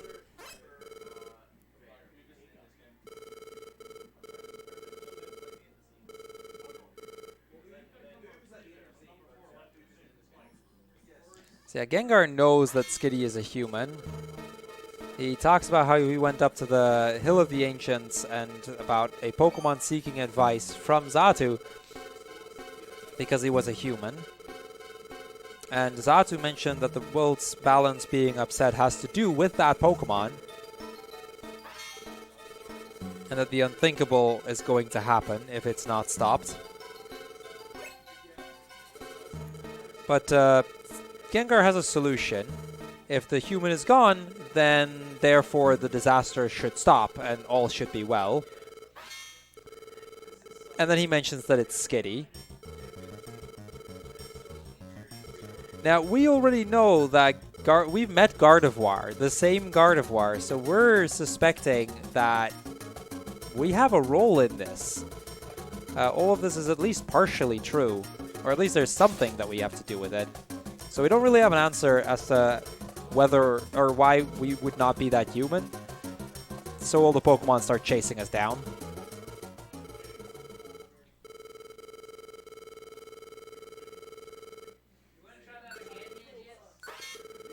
So we're just gonna go through some text here. And we explain to Squirtle that we've been seeing Gardevoir in our dream. Now, Squirtle still believes in us. He feels like just because we saw Gardevoir in our dreams does not mean we're that human. The rest of the town, however, they've come to the conclusion that we must be that human, and therefore we must be destroyed. Alakazam, however, because of all of the work we've done, will give us a head start. We get one night to pack our stuff and leave. Run as far as our legs will carry us. They will be chasing us, and they will be trying to kill us. But they will give us that chance to find the truth.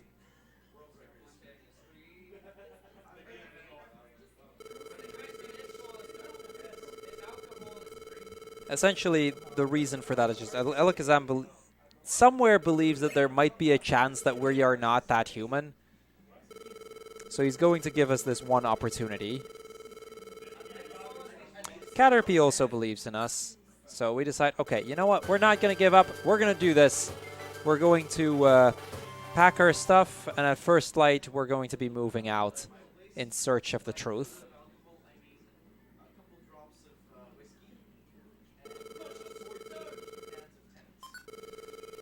So we could go into town, but going into town is pretty slow, so we don't want to do that. And we have enough revivers, so we're just going to go right away.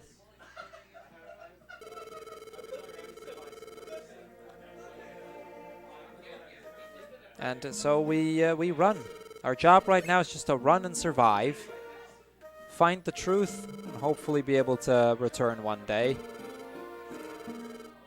Caterpie, Metapod, the Diglett and Ductrio, Jumpluffs, they all come in and support us to see us off. As does Pelipper.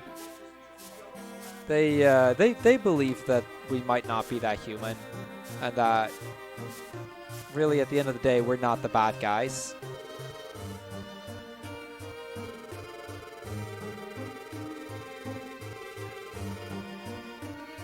So yeah, Squirtle gets all emotional because of the Pokemon around here defending us.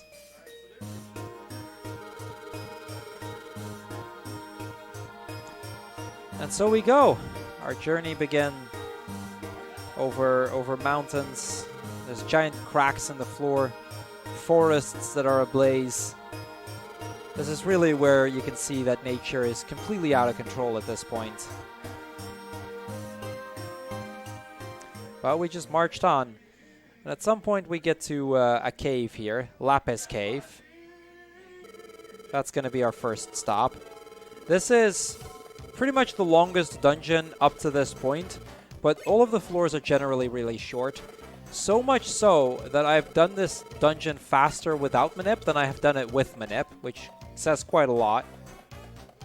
Like my PB's dungeon is in no quick save, no wonder mill is actually faster than it is in my with quick save. So it is one of those dungeons where it's pretty likely you'll see stair floors. We'll see if we get lucky with that today.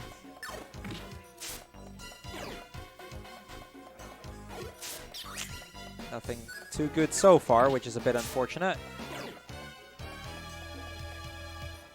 Of course, the literal last pathway pretty much that was left. Okay, floor 3.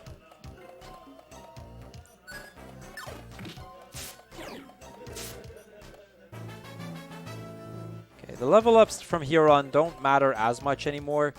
We still need the stats. They will help us survive by a lot. But other than that, they're not really going to do much for us anymore. We have all of the moves that we need from here until the end. So, in that sense, we're good at least. Host, if there's anything you want to talk about, might as well we go through this dungeon.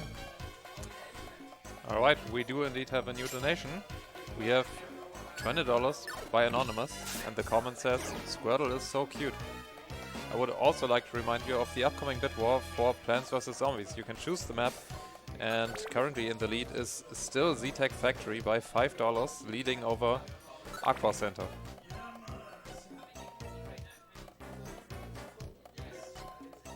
Okay.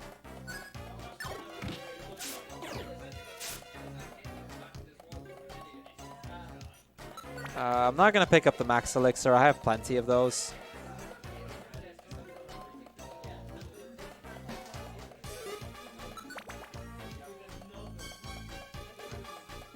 Okay, we've been going through the floors reasonably quickly.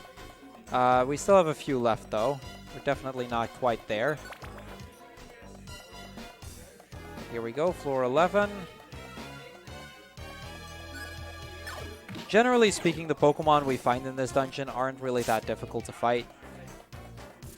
There are a few that are a bit tanky, but overall they're all pretty easy. Especially if we get a crit like that. We have the advantage of having both the Power Band and Special Band already, so it's not like we have to worry about that part anymore either.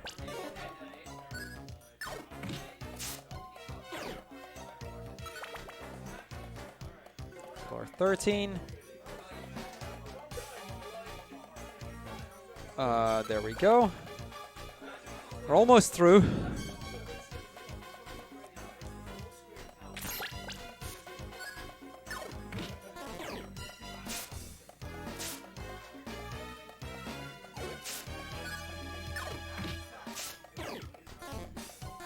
I believe this is the last floor that we actually have to go through as well, so just gotta get to the stairs here. Okay, there we go. We're out of Lapis Cave. So Squirtle is like, where are the Pokemon chasing us? But we pretty much hear them coming, so we're going to keep running. Because they're closing in on us. And then, not too much further, we see the next dungeon that we're going to have to go through, Mount Blaze. Mount Blaze is a massive, massive volcano that we have to go through, and at the top there's Moltres. A lot of Pokemon are going to stop chasing us here because, well, let's be real here. This is a very, very dangerous dungeon for a lot of Pokemon. It's not one of those places that most teams take easy. But yeah, that gives us all the more opportunity to actually just go through it and hopefully be able to shake off some of the Pokemon that are chasing us. I'm going to get rid of the Sleep Seed, and we're going to head in.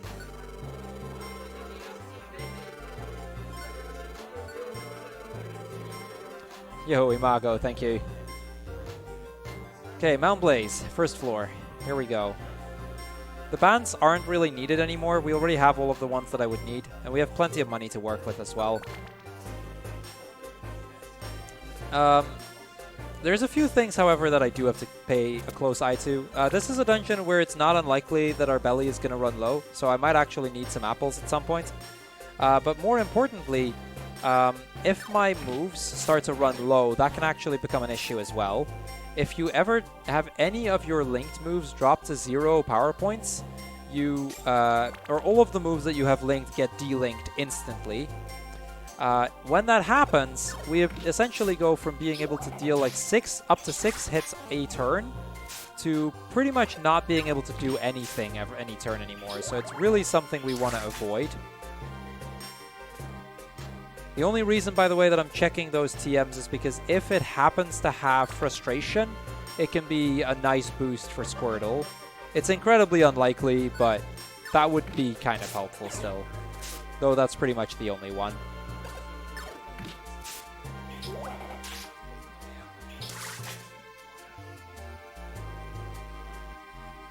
Also, I just noticed I made a small mistake in my link moves. It probably isn't going to matter. But ideally, I would have had Bubble as the last one, so that if there is a Pokemon behind the Pokemon we kill, and Bubble is still a thing, then we could use that to defeat another Pokemon, or potentially defeat another Pokemon with it. It's incredibly rare that it actually matters, but it is a thing that can matter.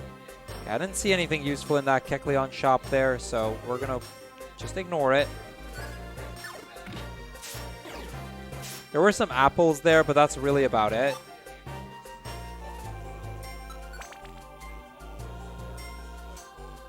Now, while I make my way through the dungeon, something I'm going to mention that again towards the end of the run somewhere probably, but if you like Pokemon runs like this, you know, be sure to also head over to my channel and drop a follow. I run pretty much all Pokemon games, save for Gen 6 and 7, which I'm going to be learning soon, so...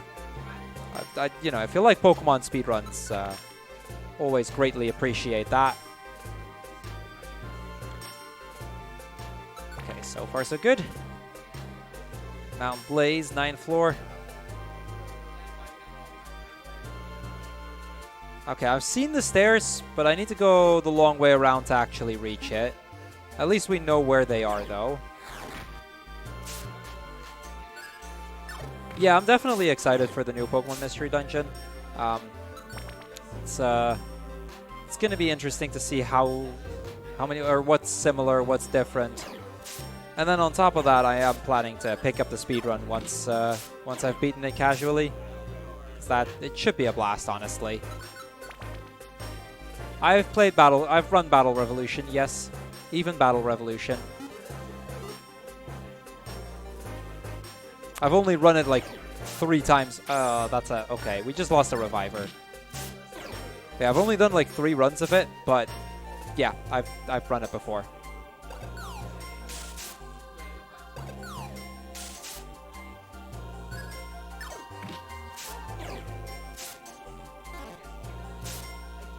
For sure, Nepu. UKSG has been a lot of fun so far.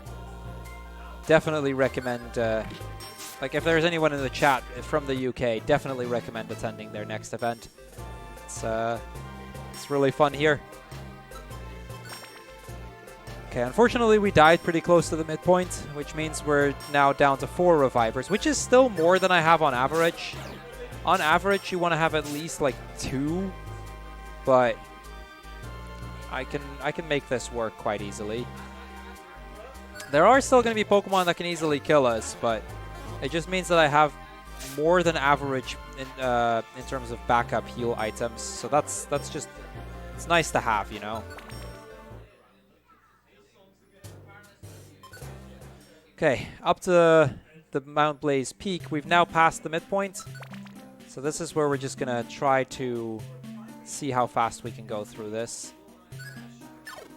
The peak is generally not a very dangerous area. If you get a few stair floors, it can go really quickly because it's not that many floors. Moltres isn't that difficult to fight in this run.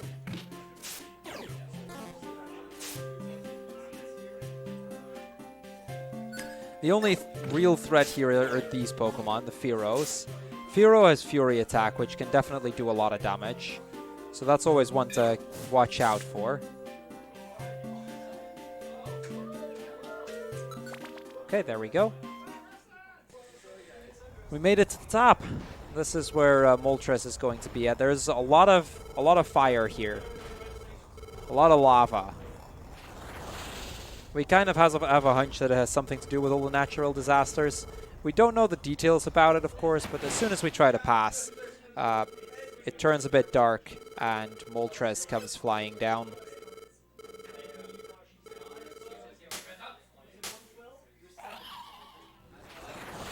We cannot evolve Skitty until the post-game. What's my favorite Pokemon game to speedrun? Main series, Pokemon Gold, side games, probably Explorers of Time. Okay, so we're going to use Attract here, make sure that the Moltres can't really do anything, and then we're just going to whittle his health down as fast as we can.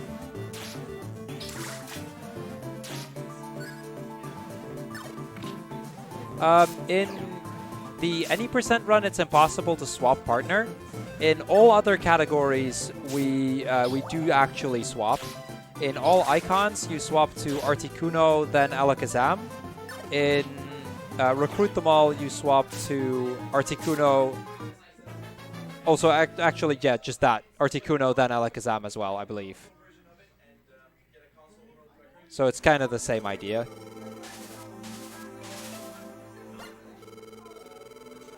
I'm playing on a DS computer game. This is the DS I'm playing on right now. But yeah, we defeat Moltres. We convince him that we are not. We're just passing through. We just have to get to the other side. We're not here to disturb him. Moltres asks us to figure out what is causing the calamities and hopefully help stop that. So we make the promise that we're gonna look for what's causing this. Yeah, he then, once convinced, is gonna fly away, and we can move on again.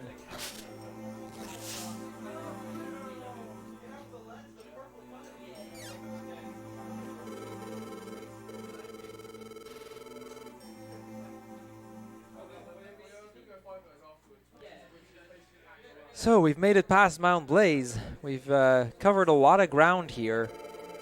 And Squirtle is like, there's got to be... We've got to lost them, right? We have to be safe at this point, right? But let's be real here. That's not how it works. There's bound to be teams that have made it past Mount Blaze.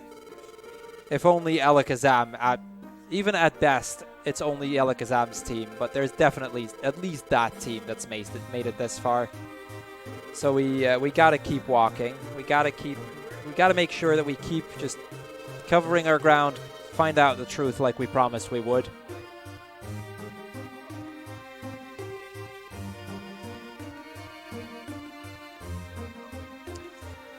So eventually we go from all the flaming areas at Mount Blaze to the frosty snowlands. Temperature has dropped a lot, and there's snow everywhere. We also meet a Pokemon that we only see briefly here. He's going to run off pretty much immediately. Absol. And Squirtle wonders what Absol is doing in a lonely place like this. Now, legend has it, in the main series at least, that Absol supposedly shows up just before disasters strike. And with all the calamities, it's not too weird that he would be around here.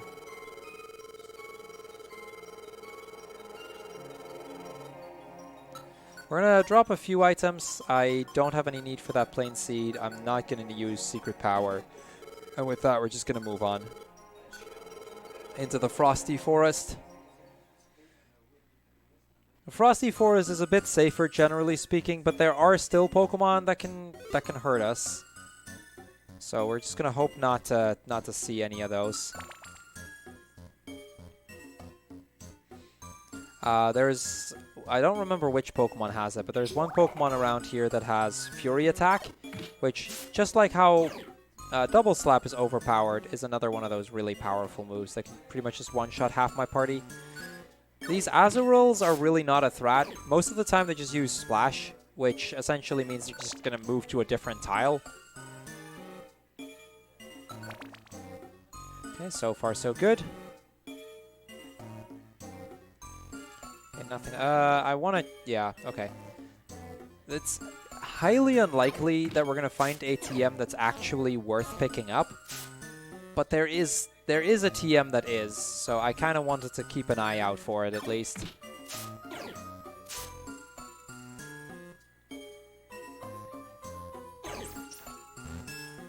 Okay, we found the stairs. We just have to deal with this turret real quick. Shouldn't be too difficult.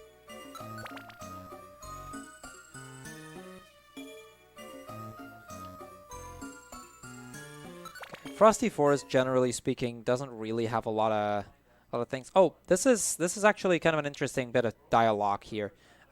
Something I haven't mentioned, but going through the text in this game is actually really easy. You can hold B to go through the text frame perfectly, with the exception of that dialogue box right there. That's like the only one we kind of have to just mash through. That's also, like, that's a thing in all Mystery Dungeon games, and it actually makes the speedruns of them really comfortable. Even in the later Mystery Dungeons, where text goes quite slowly, it's not really a big deal, simply because we can just hold B. Or, if you're in need of a break, you just put something heavy on the B button and just get up. Like, you can actually do that in the Mystery Dungeon runs, which is really convenient a lot of the time. Okay, we get past Lairon. We get the level up here, that's okay. We're a bit low health still, but we should be okay from here.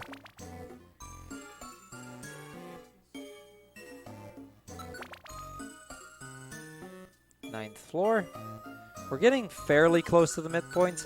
The second part here is a bit bigger. Okay, there we go. This time it's like earlier we always had past the midpoint being like 2 floors then the boss. This time the boss is going to be on the 5th floor, so we actually have a few more floors to cover.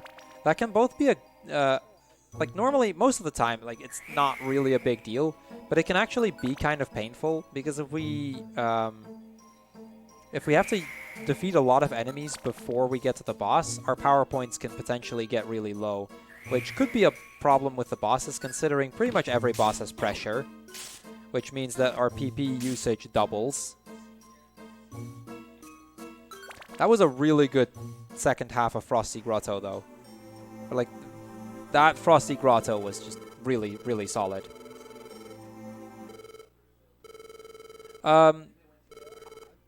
It was donated for. I don't know what the Squirtle's name is based off of.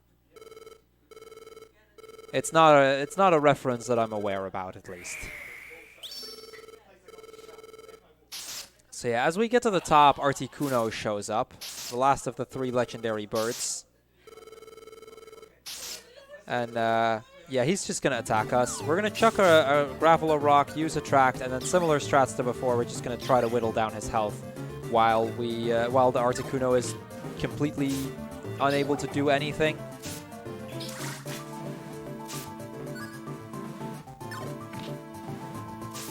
No WM stands for no Wonder Mail, meaning I can't Wonder Mail in missions to get me very specific items. No QS means no quick save, meaning I cannot quick save at the start of a dungeon to manipulate every single floor.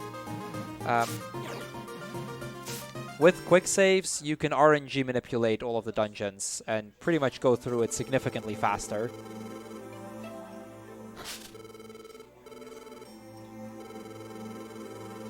So Articuno mentions that the forest has been warming, and like he doesn't understand why, but lately it's been getting warmer and warmer. Squirtle mentions that there's been natural disasters all over the place, and that we are not the cause of this. Then when Articuno decides to attack us again, Absol jumps in and confirms that there are indeed natural disasters across the world.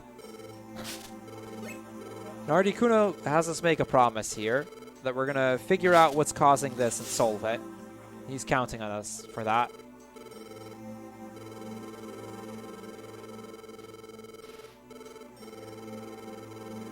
So yeah, Absol here, he's going to join the party. He figures, you know what? If we're gonna have any chance, I'm gonna have to join here. It's your best shot. And so we move on. Just going further north, and like the further north we get, the worse the conditions are gonna be. It's gonna get colder and colder. There's blizzards and snowstorms all around. We've walked for a long time at this point, and it's quite draining on everybody. Squirtle is pretty much ready to give up, as if we're almost like because at this point we're not gonna find anything, right? But Skitty reconfirms to Squirtle, you know, it'll be okay. We'll figure something out. And right then and there, we kind of have a dream of sorts, but now while awake. And the Gardevoir shows up. None of the other Pokemon can hear Gardevoir, but we can. So Skitty kind of has to explain to them that that's what's going on. The Gardevoir tells us that Ninetales lives at the peak of Mount Freeze, and we just have to keep going. Because if you know, that will tell the truth. If anything is to be believed, right? Like, it's the Ninetales itself. They should know whether we're the one who were cursed or not.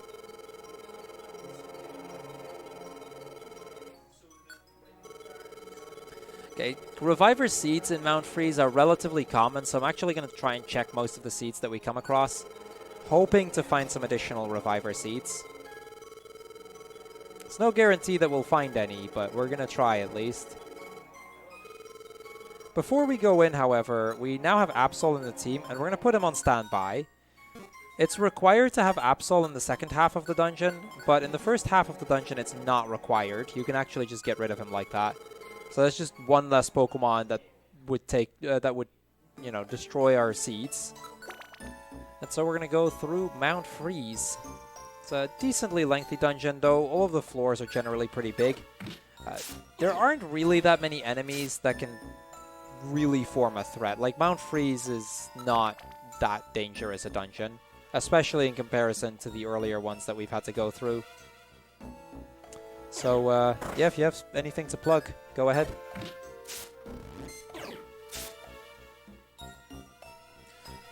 We don't have any donations right now, but I would just like everyone to remind that we are raising money to support Young Minds, a charity leading the fight for a future where all young minds are supported and empowered, whatever the challenges. Your donations help them to make sure young people get the best possible mental health support and have the resilience to overcome life's difficulties. Some of Young Minds' key strategic aims are to foster innovation, to meet the needs of vulnerable and excluded children and young people, promote good mental health to more children and young people than ever before, and champion the voices of young people and parents to influence mental health policy and practice. Thank you for all your donations. I would also like to remind of the upcoming bid war for Plants vs. Zombies, a run which is coming up in just about 2-3 hours. And currently Z-Tech Factory is still in the lead over Aqua Center by $5.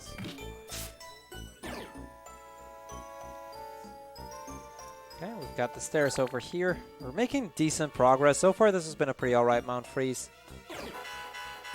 Uproar doesn't really do anything, so I'm not too worried. Essentially, all it does is it wakes up every Pokemon in the room, but there are no other Pokemon in the room, so I don't have to worry about those.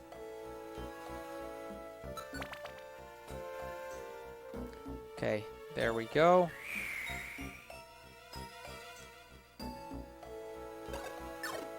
Squirtle's gonna try and take care of the Zangoose. Hopefully he's strong enough here.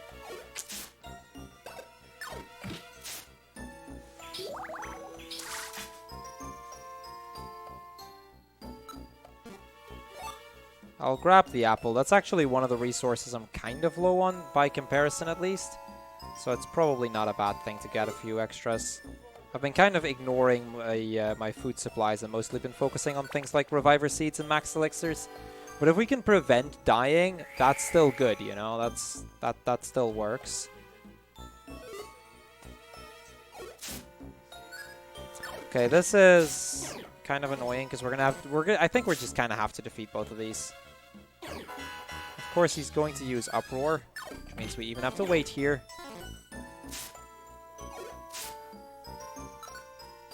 Okay, we still have 8 power points. Should be okay, honestly, because we are getting reasonably close to the midpoint. I'd like to find the stairs, though. This is one of those really nasty floors that you just sometimes get, where there is a lot of small rooms, and it can be really hard to find the stairs at that point. It's not the worst kind of layout, but it can be kind of bad.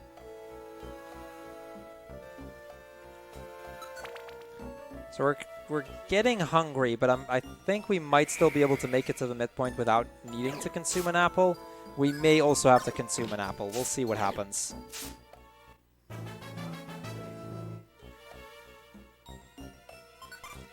No need for us to get assist.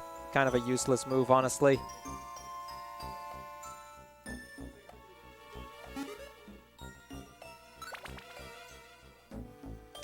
We're gonna need a stair floor or something, though. Or at least a quick floor. I think we're gonna just have to eat that apple. Yeah, I did. You can. I did. I didn't trust the amount of health we had left. It was too likely that we were going to run out. It's not terrible to eat an apple after running out, and sometimes it can be a strategic play to just try and see if you can make it to the end. But more often than not, it's not worth it, because as soon as you run out, extra text boxes will open up. Also, I'm going to have to have Squirtle do most of the remaining fighting, because I am pretty much out of power points completely. I can attack one more Pokemon, and then I cannot attack from there, otherwise my moves will get delinked.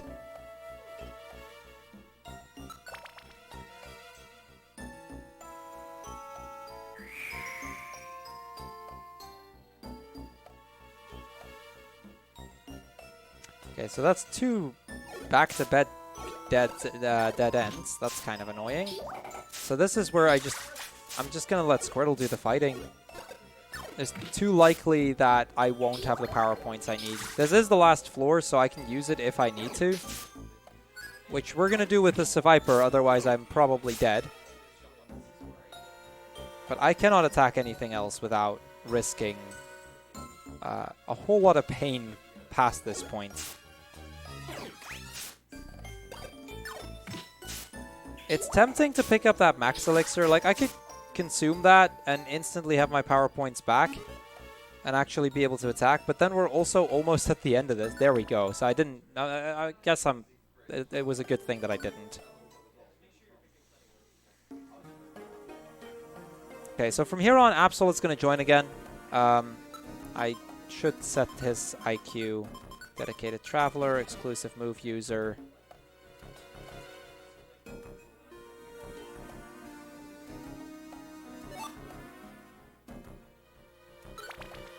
And moving on.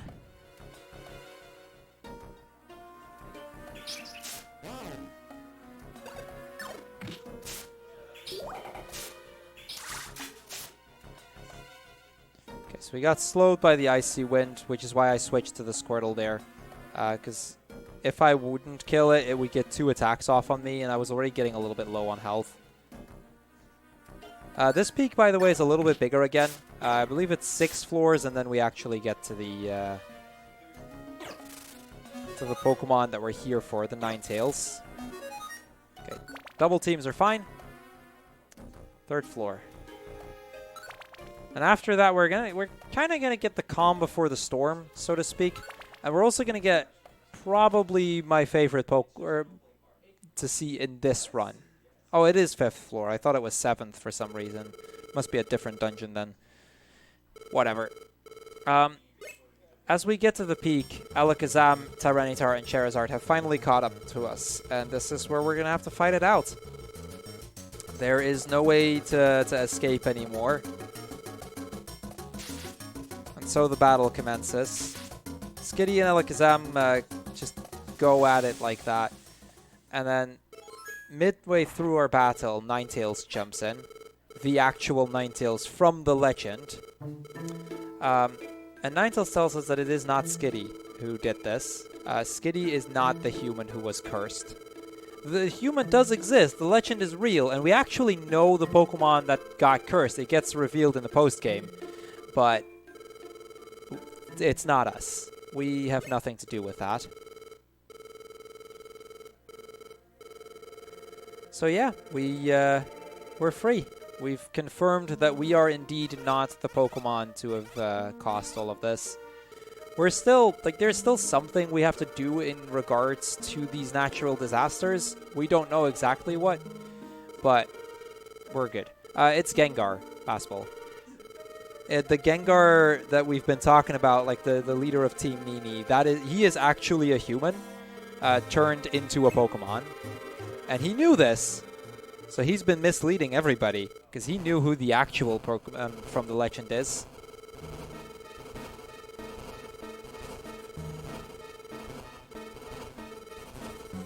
But yeah, at that point, a massive earthquake starts to happen, and we realize that this is the doing of Groudon. Squirtle and Skitty suggest that we're going to go to Groudon to figure out what's happened and to stop these earthquakes. But Gengar stops us and is like, no, dude. You've been at this long enough. We've got this.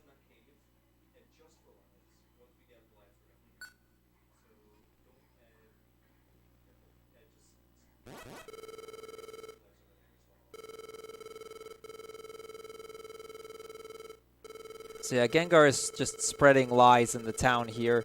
At this point, we know that they've all been lies, but he's still going for it.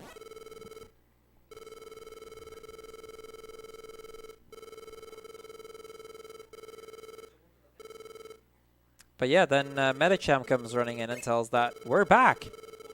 Skitty is back. And everybody's actually kind of happy to see us. At this point, we know that we're not the human from the legend. And Squirtle gets angry at Gengar for spreading lies like that. We tell them that we've found the Ninetales, and Ninetales confirm to us that we are not the human from the legend. Gengar, however, is like, you don't have any proof for this. Well, no, we don't. This is true. But then when Gengar commands the other Pokemon to attack us again, they kind of just don't. They believe that we're telling the truth. We were convincing enough.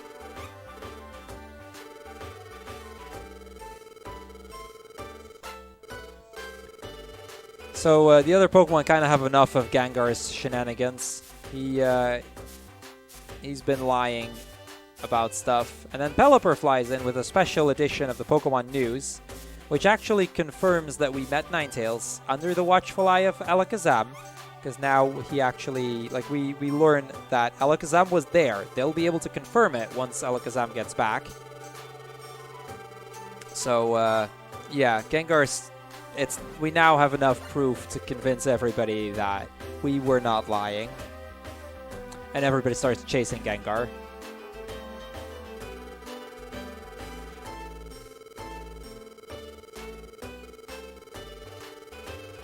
So time for us to get some rest. It's well deserved, I'd say.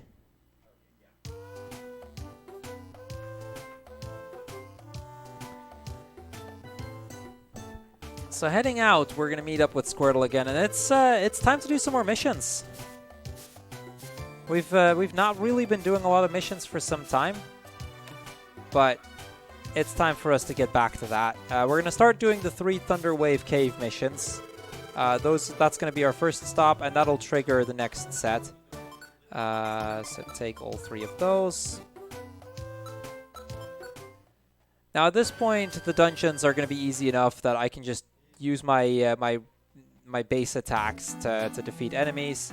Like at this point, nothing really scares us here anymore. We've gone through Mount Freeze and whatnot, so we're quite a bit higher level than we were first time we got here. Not everything necessarily dies in one hit, but almost everything does, so...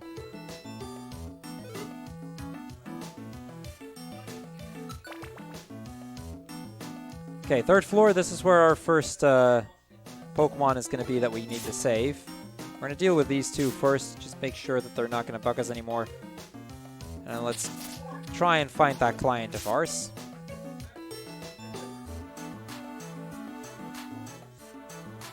There he is, there's the Spearow.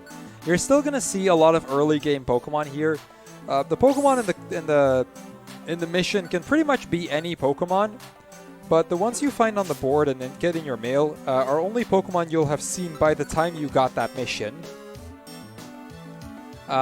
In this version specifically, there are 5 Pokemon that you cannot see from a regular mission like that you have to Wonder Mail in.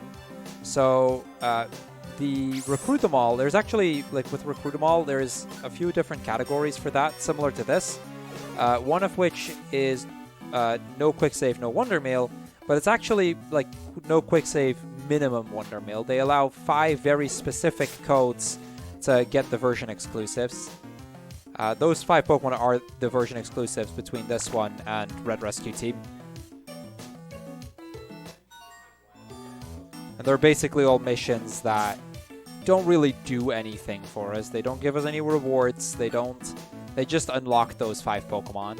Make sure that we can recruit them elsewhere. No. Yes, we go out. Yes, I want to leave. There we go. Okay. Gonna get our rewards here. I don't believe there were any particularly interesting rewards. We might get a Reviver Seed. That'd be kind of cool, but it's not too likely.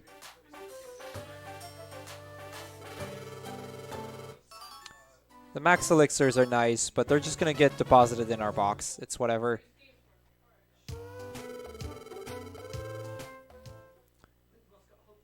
So the day passes, and this is enough for us to trigger the next cutscene where we're going to get another dream with the Gardevoir. Now, as we wake up, we're going to get a quest from one of my favorite Pokemon, and if you have any salute emotes of sorts, get them ready. If you don't, 07 works too, because there is going to be a particular Pokemon that's always great in this game. But yeah, we meet Gardevoir, and Gardevoir mentions that he doesn't hate his trainer. Sure, the trainer has done some awful things, but Gardevoir was happy to protect them, even at the cost of his own life. Yeah, just get them ready. We're going to use them in a moment. You'll see why. Just make sure to have them ready.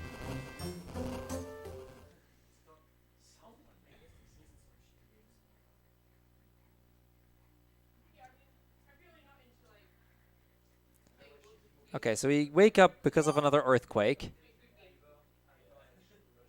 And Gardevoir, during the dream, mentioned that we're here for a certain role. There's something we need to do. Okay, chat, here we go. We get to talk to Squirtle here. He mentions, you know, we get to hear about the Groudon and how Alakazam's down there. Then as we head out, we get greeted by 2 Pokemon. Why not a Wobbuffet? Wobbuffet! And he's gonna salute every time that he talks, and it's great. I love that Wobbuffet so much. So yeah, they ask us to go and look on the bulletin board because they left a mission there. Before we actually go there, though, I am gonna check the Keck shop first. Is there anything I can get? I'm gonna get rid of an Oron Berry, I think. Just so I can buy an extra Reviver Seed if he has any. He has 1, that's good. I'm also going to get rid of an apple, which might sound a bit counterintuitive, but I'm going to use that to buy a big apple, or a huge apple. Okay, there we go. Now onto the bulletin board where the mission from Why Not and Wobbuffet is going to be at. It just says punish bad Mankey. And get your salutes ready because here we go again. Wobbuffet. And just every time he talks, it's so cool. I love that thing too much. But yeah, they give us a mission where we have to go to Uproar Forest, and on the 10th floor there's some Mankeys that he wants us to fight. There is actually one very important thing on this dungeon though. Hold on, I'm gonna actually deposit a few items. 2 of those, I'm gonna deposit that. That should be enough. See, in order to progress the game more, I need to find 2 chestnuts, and they only spawn on the 9th floor of Uproar Forest. We need 3 in total. We get 1 as a reward from the mission. The other 2, we're just going to have to hope we get them. It is possible that we get both chestnuts as we go through this dungeon the time we have to. That is very, very possible, and it's happened a fair few times. It is also possible, and luckily this is incredibly unlikely, but I have had runs where this has happened. It's also possible that 0 spawn. And if 0 spawns, that essentially means I just have to go through the dungeon again, hope for 2 to spawn the next time, because if that happens enough, that's just, yeah, it's just done, you know? Most of the time, at least 1 will spawn. 1 is the most common scenario, and usually what that basically boils down to is we go through the dungeon, we grab the chestnut, we go through the dungeon again, and we just go back in. Getting the famous double chestnut, it saves at least, and this is bare minimum, at least 3 minutes. Usually it's closer to like 5 to 6 minutes. So it saves a lot of time. Also on floors 3 and 6 or 7, one of the 2, I'm not entirely sure, there is a random weather effect. Some of the weather effects are not important at all. Some of them are really annoying. We'll see what happens.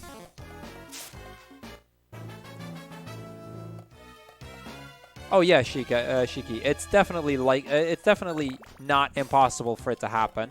Last time I ran no Wonder Mail, no quick save, I actually got the 0 chestnut for the first time in an any percent run.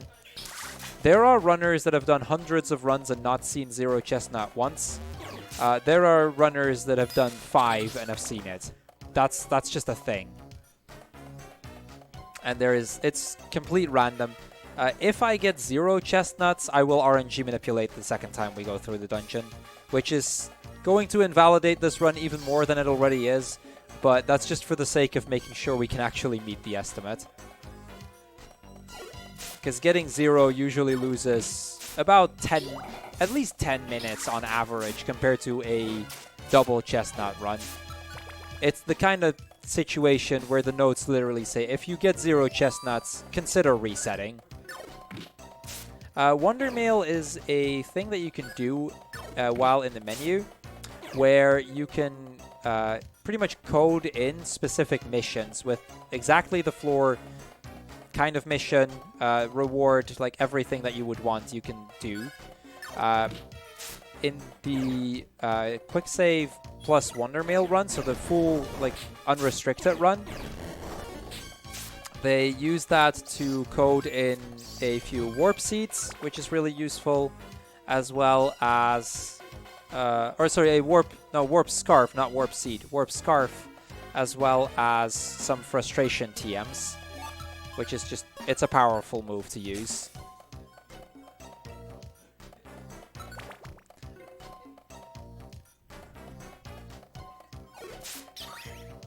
Okay, so the C-Dot got infatuated. That's nice for us. I'll have Squirtle deal with that Mankey. Should be okay. Mobile Scarf, I believe, is only in No, Mobile Scarf is only in Sky with Wondermill. It's not worth it in this since you RNG manipulate every floor, except for the first one. So Mobile Scarf is just not worth it.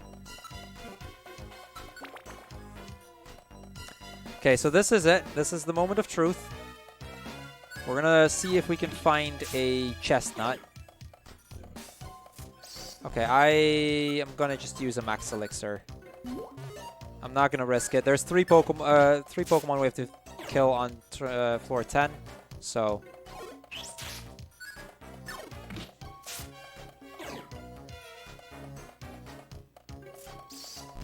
Oh yeah, in unrestricted recruit them all, that's a thing.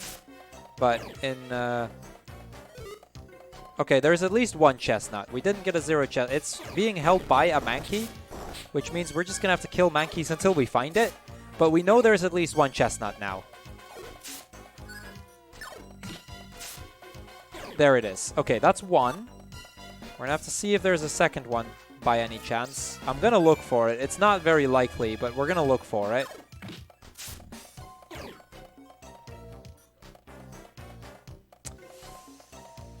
Pretty sure that doesn't lead anywhere. Nope, nope. This is just a one chestnut. So this is the most common situation where we just get one.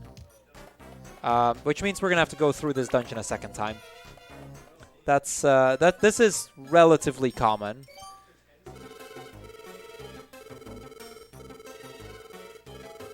Yeah, we get to the end and we meet a few Mankeys here. They're gonna just attack us. This is probably the easiest quote-unquote boss fight in the game. That is the entire fight. It's pretty free. So yeah, we defeat the Mankeys, and we get to meet with Wynot and Wobbuffet again. So feel free to do some more salutes, because we're going to see Wobbuffet do a few more here. As a reward, they're going to get us a peeled chestnut. This is the second one. We need 3 in total. But yeah, it's kind of a lousy reward for beating up a few Mankeys. And yeah, the Mankeys are not happy that we did this.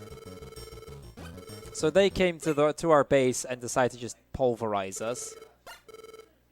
But then they see we have a chestnut. And they really, really like chestnuts. So they're gonna have a discussion here. And they ask if they can have that chestnut. They tell us that chestnuts, they're spiky, and whenever they try to pick them up, it hurts their hands, and that gets them angry, and, you know, Mankeys are just quick to get angry, essentially. We mentioned that, you know, a while back, like over an hour ago at this point, I think, we were talking about how they made the plan to redo the rescue team base. Why not Wobbuffet and these Mankeys? They're going to help along. That's how they're going to pay for the work that we've done.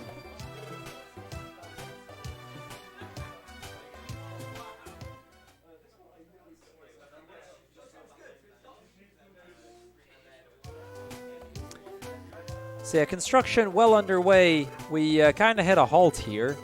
We're initially quite happy with the progress, but there's a lot left to do, and the Mankeys, they're done. Like they're just not. They just don't want to help anymore. It's a lot of work. It's not worth it for that one chestnut. Work's boring. They just don't want to do it. So we convinced them that for more peeled chestnuts, they'll help out. But we gotta find some more peeled chestnuts first.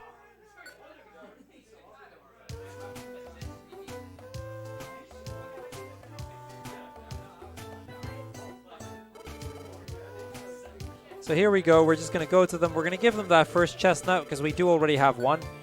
And then we're gonna just have to go into the dungeon again. Hope that we find another one.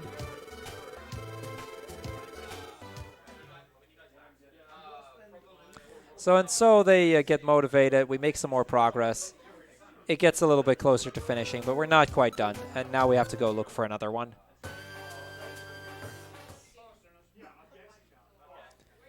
So just like before, we need to go all the way to floor 9 to be able to find one. This time there's not a boss at the end that I have to worry about at least, so there's at least that. But we do have to go all the way down to floor 9 to even be able to find any chestnuts at all.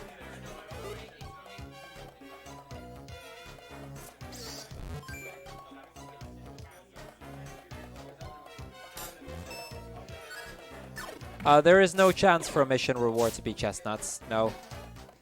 You could Wonder Mill chestnuts in.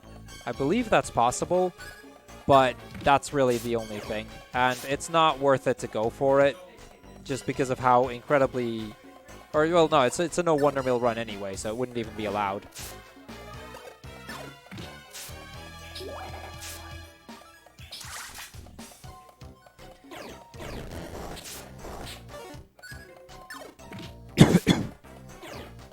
So yeah, the double chestnut, it's a rare phenomenon, but hopefully we'll be able to find it.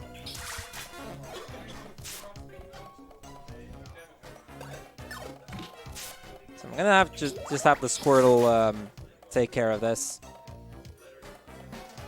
Try and conserve some power points here and there.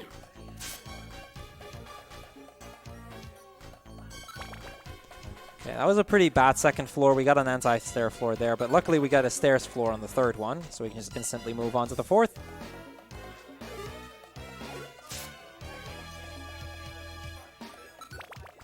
So far, so good.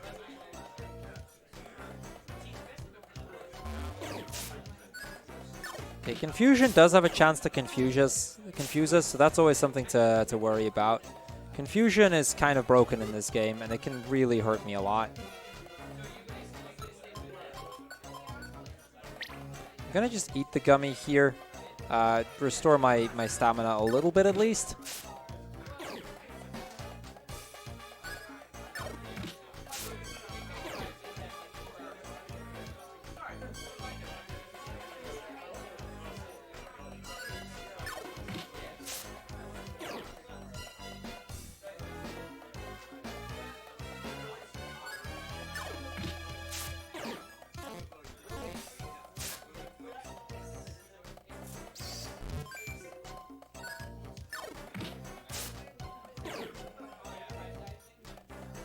Check out this side, because we still haven't found it yet. Unfortunately, because this is such a long floor now, we've had to kill a lot of enemies. And that's just never good to see, because it drains our power points a lot. I have some max elixirs spare now at Kangaskhan, but I'd really prefer not to have to pick that up, because picking those up again is slow.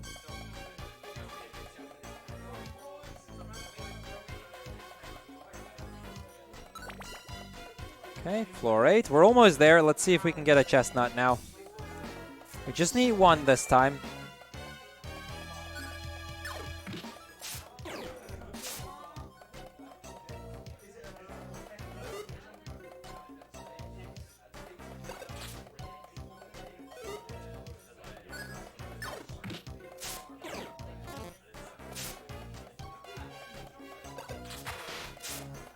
So I'm not going to worry too much about that 20 damage at this point. I just need to get to the stairs. Okay, here we go. Let's see if we can get that that item. It's looking like a big floor. That doesn't have to mean anything at all. Okay, chestnut. Let's go. We got one.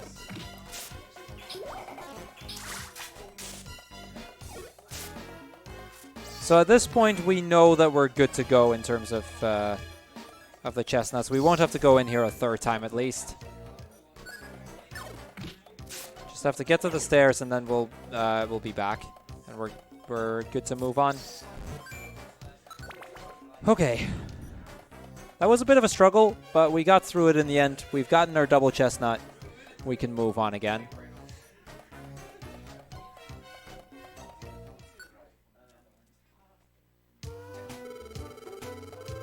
So we're going to call it a night here.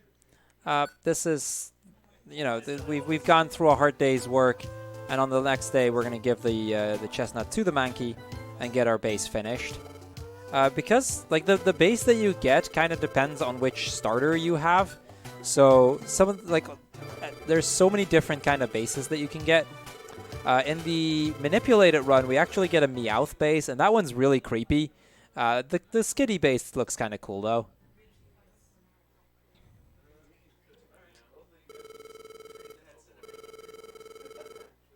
So this is the new ESA's rescue base.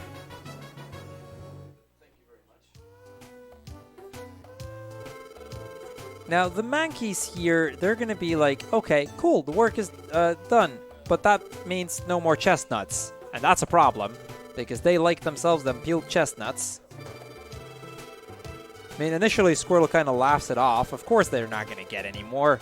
The work is done. And then they're going to get all angry and start attacking.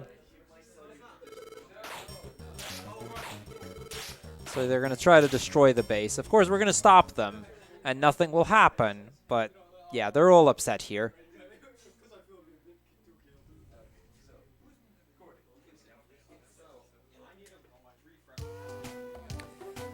So with that out of the way, we're going to do some more missions. Because we have 2 more sets of missions that still need doing in this entire run. We have all of the missions we need at this point. We're going to start with doing 4 missions in Mount Steel.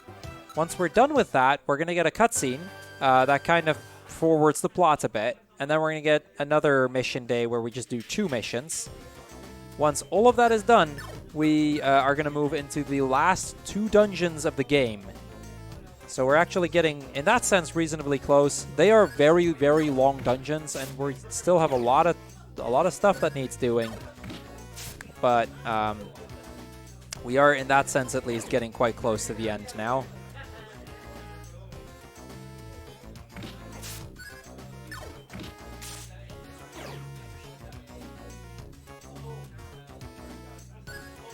I really shouldn't be using these attacks on them. Like, I can just use an A press to attack, which is also fine.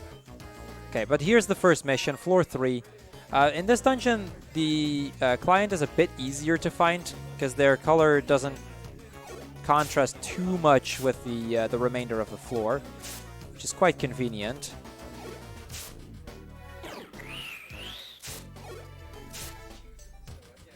Okay, so there we go. Of course, he's all the way at the end of the room here.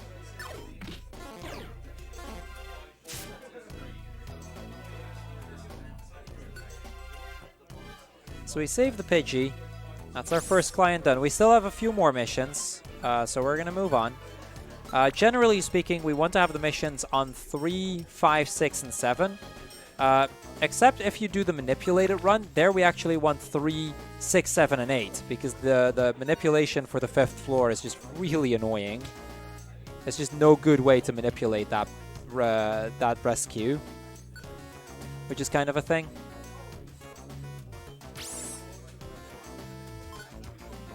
Okay, that's our mission 5 Pokemon.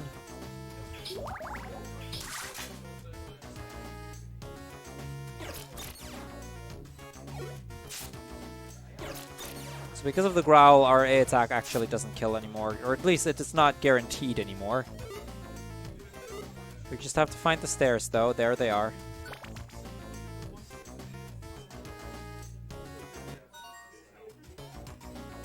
Okay, we find our client, but we don't see the stairs yet.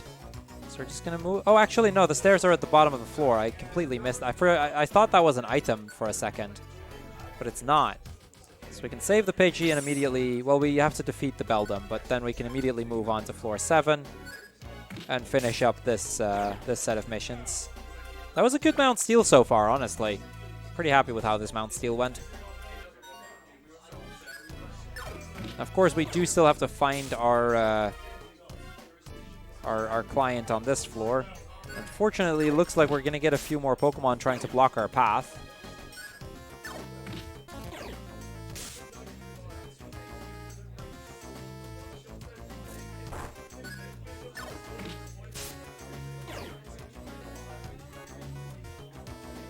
Not here either. Oh, there it is in the hallway. Okay. We found the Zigzagoon. It's played on a DS, Cheese. Same DS I always play on.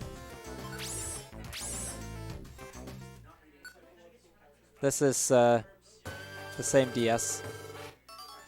So yeah, we get all of the rewards from these missions.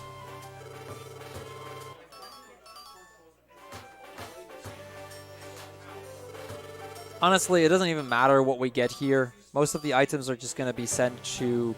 Oh, actually, no, because... No, they didn't get sent to Kangaskhan, did they? Okay, now they do.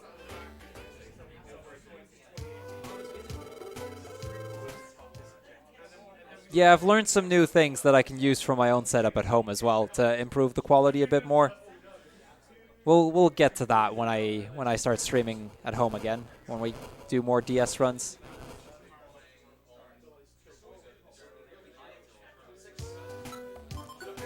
Okay, so I'm gonna trash those, I don't need those. I'm gonna get rid of the grass gummy.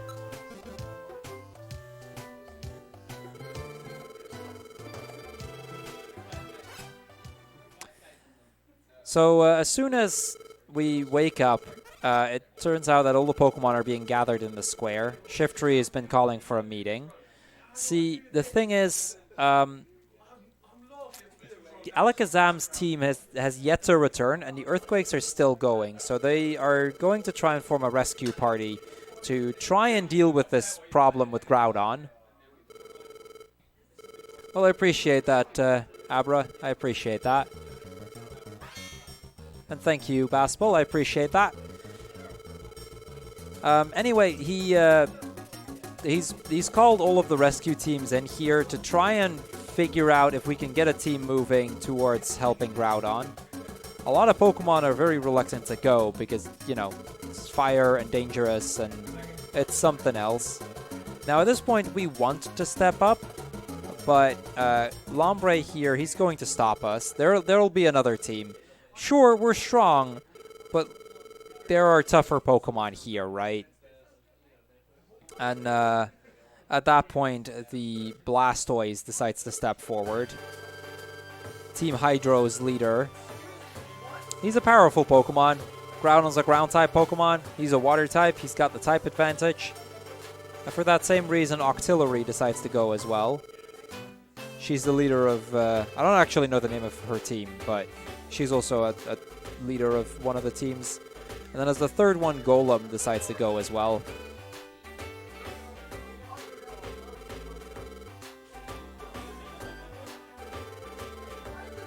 So yeah, that is a very solid team to go into Magma Cavern. We get to just rest for another day here.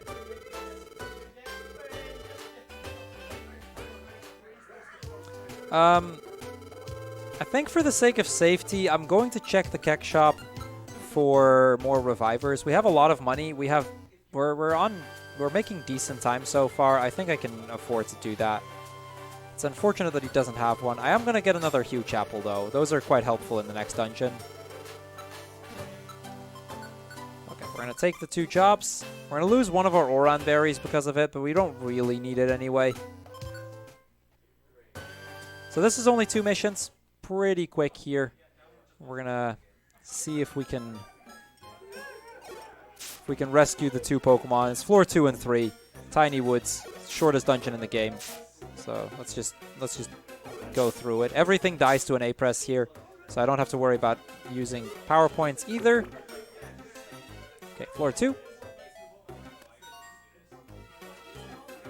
The only downside that this dungeon has is just it's hard to see where the partner is, or where the one that we're going to recruit is.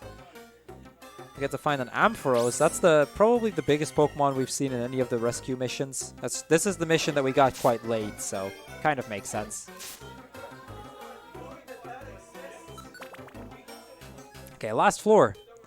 Here we have to deliver an Oran Berry to some Pokemon. I don't know which one.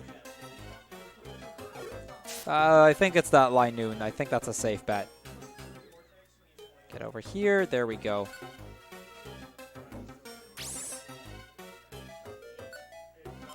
And off we go. That was the last regular mission that we needed to do. We just have 2 dungeons left at this point.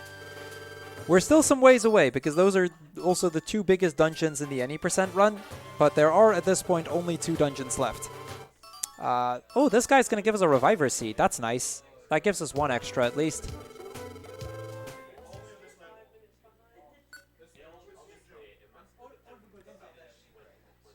So the next morning that we wake up, a massive earthquake happens again. It's safe to say the problem has yet to be solved. Squirtle then comes running in, and they tell us that he tells us that there's a commotion down at the square and that we have to go there right away. Yeah, remember that team that we picked of really, really powerful Pokemon that would go and take care of Groudon? Yeah, they came back, and they are completely beat up. They didn't even get to Groudon.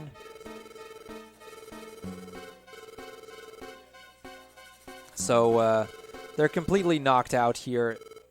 At this point, Gengar comes running in and offers to take care of the problem. At a condition, though. He just starts to cause a bunch of commotion, making everybody really scared. Just making things worse than it already is.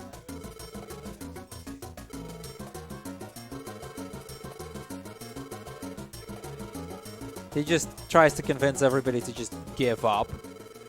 And at that point, you know what? We're going to go. We're not going to get... we're not scared of what Gengar tells us. It's Gengar. He's been screwing with us since the beginning. And so Team ESA takes it upon themselves to go into the dungeon. A lot of Pokemon know about us because of the Ninetales legend and about how we got to Mount Freeze and whatnot. So we must have been at least decently strong. So yeah, Gengar is pretty much greatly outnumbered. The other Pokemon start to have some confidence again. Team ESA is going to do it.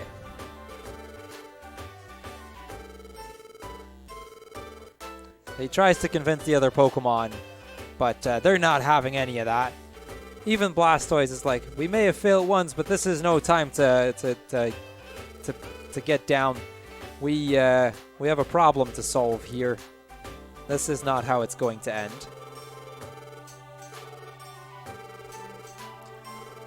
And if we all pull together, we might be able to conquer that dungeon. So everybody gets hyped, and Team ESA is gonna take the lead in going to Magma Cavern. Do we have time for a quick donation?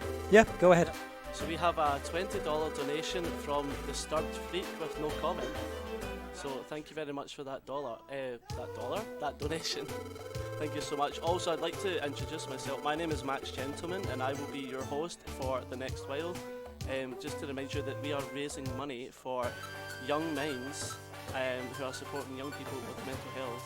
And if you would like to donate to that, check out our remaining incentives. And thank you so much for your support. Okay, we get another Reviver Seed.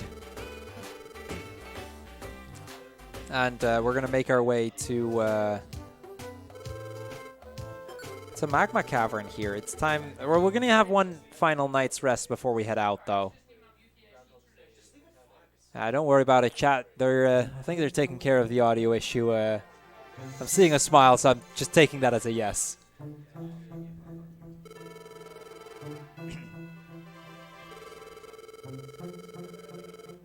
So we meet up with Gardevoir once again, who shows up in our dream. And we get to hear a little bit more about what's been going on. And Gardevoir here tells us that our role is starting to come to an end. The role that we came here to fulfill, our adventure, it's closing into the end of it all.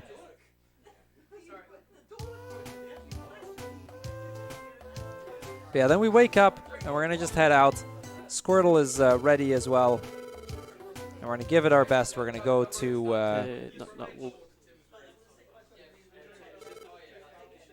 Okay, I'm not hearing any of that right now. No? We're good? We're good? Can you hear me now? Yeah, I can hear you now. No worries. Sorry about that, guys. I was speaking a little low. So my name is Max Gentleman. I'll be your host for the next while, and it was just to repeat that donation because apparently I was quite low. We have a $20 donation from the Sturd Freak. So thank you so much for that donation, and thank you for your support. And I'll be back quite soon. Superfly, we're playing on a DS here. Just to answer your question, because I know it's not in the overlay. Anyway, we're going to go through this dungeon, and this is this place is something else. This is the longest dungeon that we've seen so far. It's 23 floors, and then the midpoint, and then 1 floor, and then the boss. It's also a dungeon that has very, very few food items. So earlier I've been picking up those huge apples, and that's mainly because it's quite likely that we're going to need them in this dungeon. We're pretty well prepared though. We've got a lot of reviver seeds, so we're just going to hope for the best.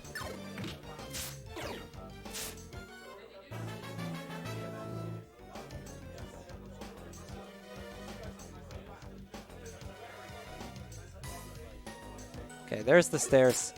Interestingly enough, in the Manipulator run, this is one of the very few dungeons, at least in the no warp scarf route, that we can opt to not manipulate the second floor, because we have to do another quick save at that floor, so you can just attempt to get lucky. On average, you should probably quick save, but if you're playing risky and want to try to save those few seconds, it is possible to save a little bit of time there. Because best case scenario, you save like 20 seconds. Worst case, you lose a lot more.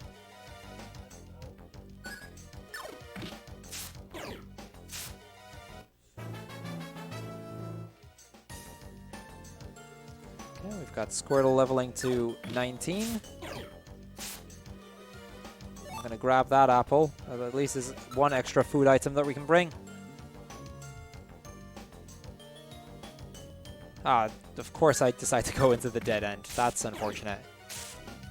You'll start noticing that starting this dungeon, floors become quite big. The next dungeon is a lot worse in that sense. Sky Tower has really, really big floors with like dozens of rooms, and it can really go in a lot of different directions. So that's always a terrifying one just because of that. But this dungeon can be something else as well. Okay, Magma Cavern, floor 6. Let's see how this is going to go. Immediately starting with these 2 Nidoqueens. These Nidoqueens are actually kind of scary because they do have Poison Point, which means that when I do physical attacks, there's a chance that I get poisoned. Throughout the run, you may have noticed that I've been trying to save a Pecha Berry, and we're still carrying that Pecha Berry with us as we speak.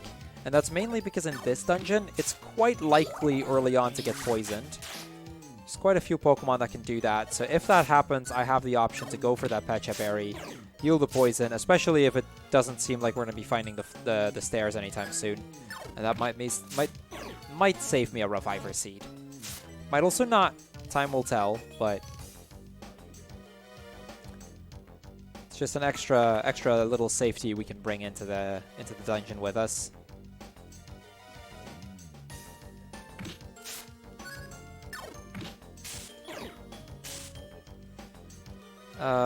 Okay, we're already going to be needing the first Max Elixir soon. I'm probably going to have to pick out the other ones from the Keck Shop. Or, sorry, from the...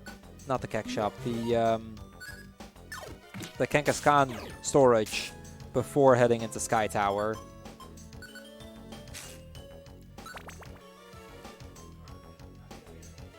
Okay, floor 8. Magmars have Flame Body. So there's a chance that they'll burn me, but the burn isn't necessarily as bad. It's not as troublesome, at least, as poison. While you're burned, you also take damage every couple of steps, but it doesn't stop you from regaining some health upon walking around, which tends to, at least at later levels, pretty much even out. So you take about as much damage as you heal off, so the chances of dying become a lot slimmer. And then at some point, it even goes so far as to heal you more than it hurts you.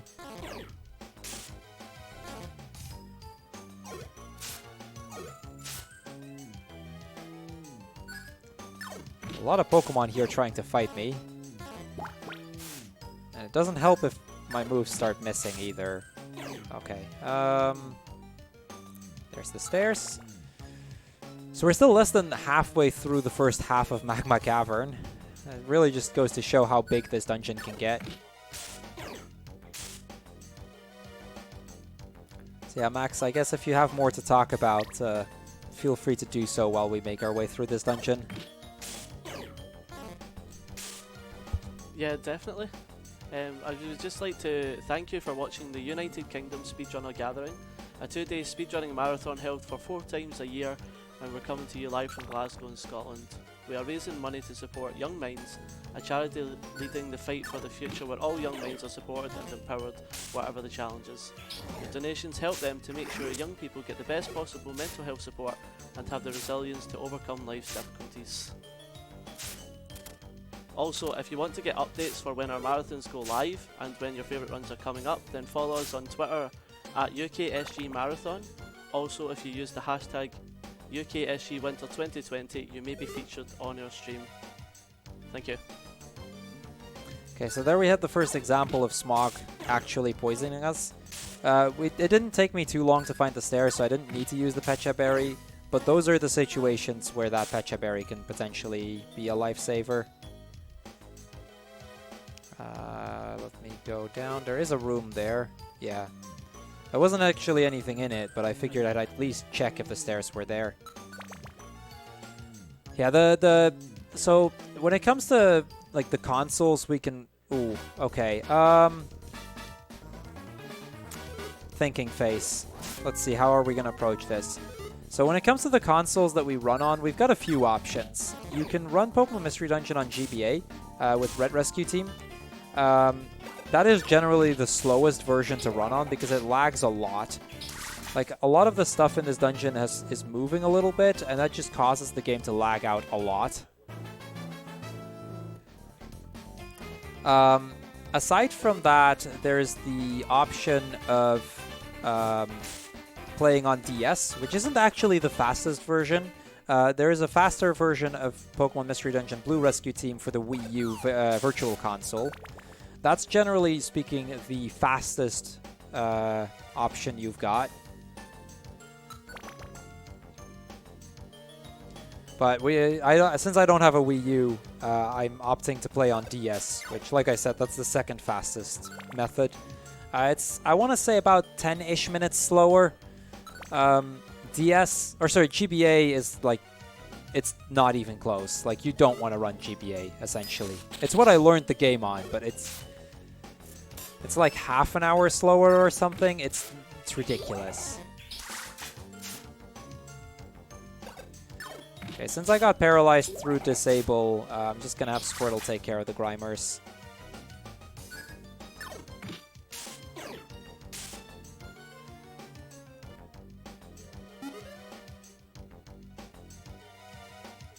We're going to need another food item. Yeah, that was an instance where the wrong move order on Squirtle actually made a bit of a difference. It wasn't a huge difference, though, so in the end, it probably didn't really change anything.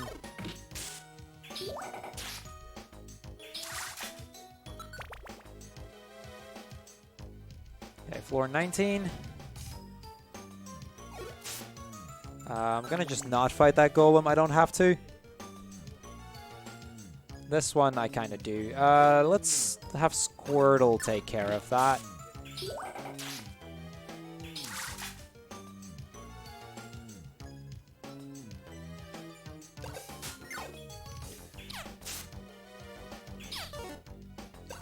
Now, past this dungeon, I don't have to worry about food items as much. Food can still be a tricky thing in Sky Tower, but Sky Tower has the second highest gummy density of any dungeon in the game. Yeah, I was afraid this might be a thing. Okay, there we go.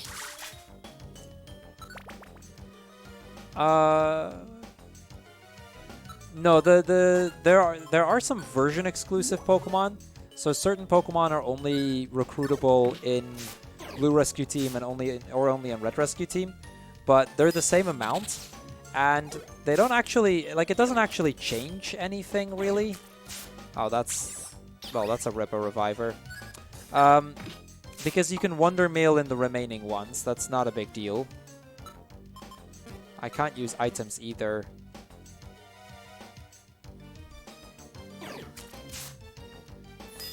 Grimer, can we stop doing this? This Grimer's being a real pain right now. There we go.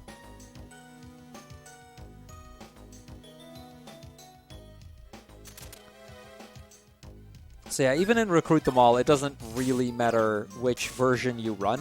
At least technically it's not. It doesn't matter. Although it is highly recommendable not to try to Recruit Them All on the GBA version, at least in speedrunning, for speedrunning purposes.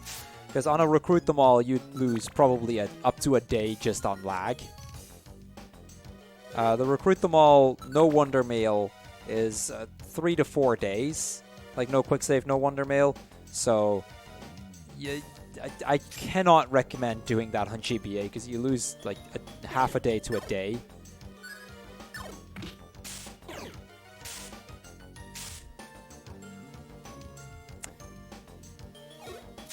Yeah, I hear you, Rifton. But yeah, this is like, oh, that's a really unfortunate place to lose a Reviver seat, because that staircase was actually going to take me to the end there. How many do I have? Okay, I've got 5 left. We'll probably be okay here. Yeah, I believe PMD Red Rescue Team on Wii U VC lags even more than GBA, although I could be wrong on that. I remember hearing something along those lines. That's the even worse version.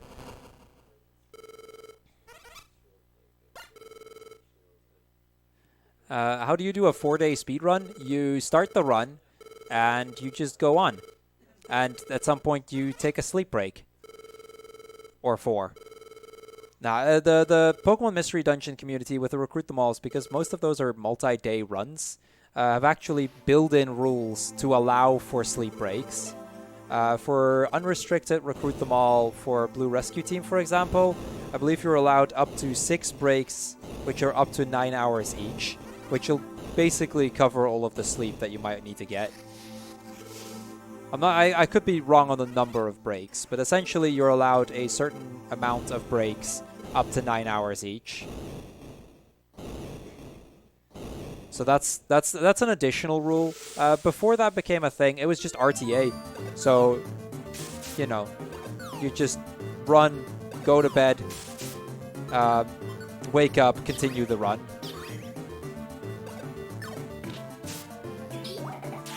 Now, there's not a lot of people running that because, let's be fair, not a lot of people run 9-day runs, or 4-day runs. But it's a thing, and it's a pretty cool run to do. I really enjoy running it. I just don't usually have enough time to do it.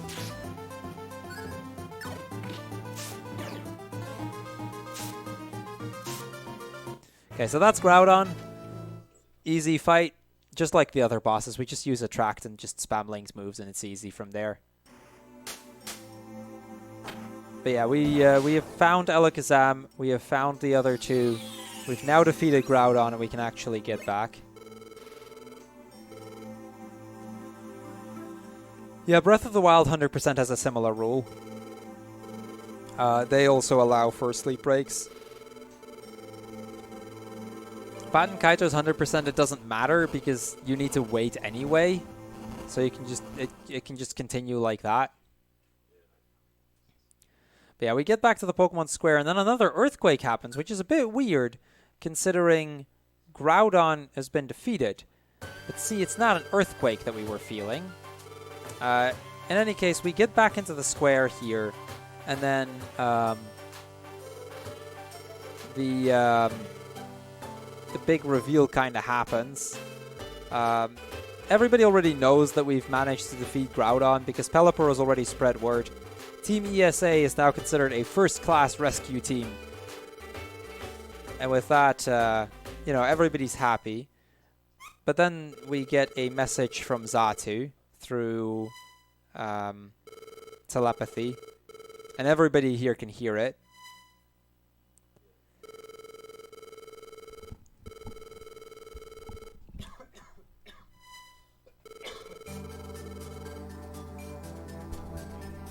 So yeah, Xatu tells us that there's a star falling from the sky and heading right towards the Pokemon world.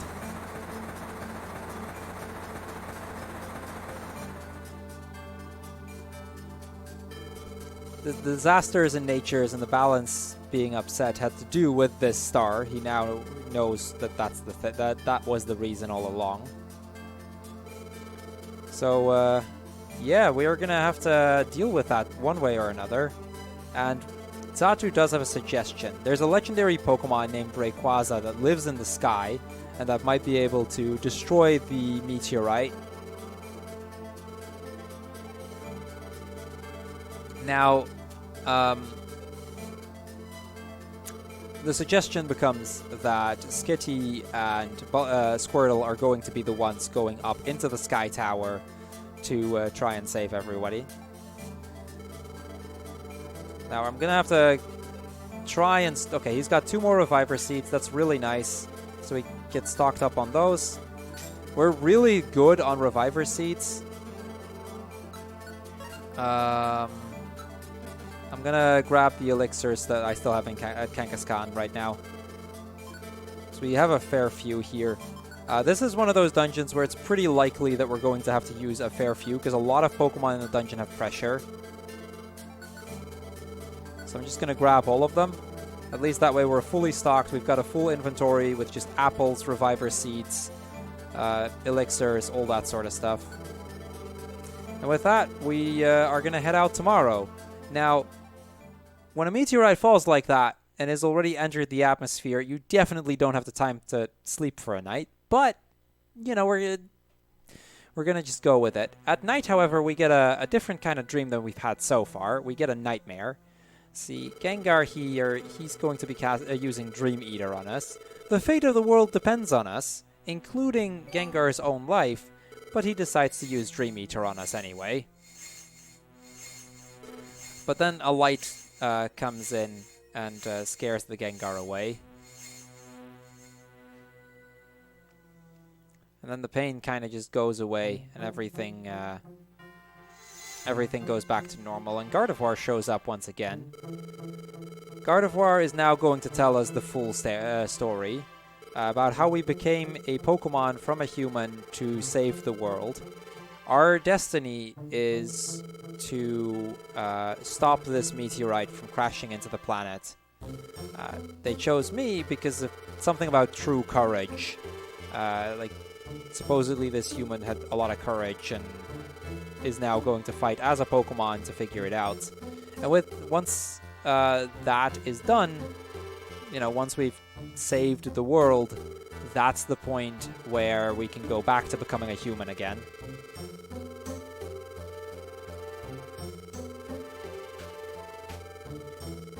So that's it. The end is getting close here. I'm going to say in advance, just so Tech is aware, after we beat Rayquaza, we still have about 6 minutes left. So it'll be a while, even after the Sky Tower, before we actually get to time.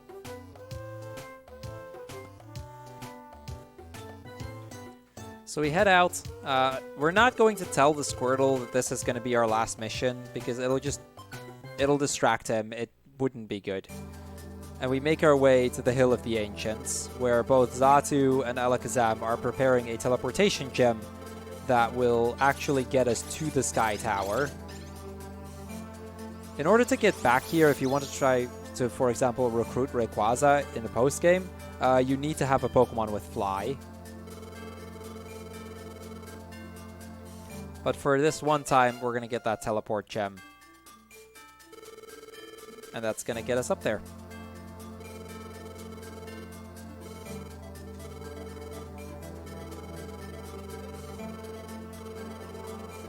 Now, Alakazam asks us one last time if we're ready to face this kind of danger, because it's going to become dangerous. Like, Sky Tower is no easy place.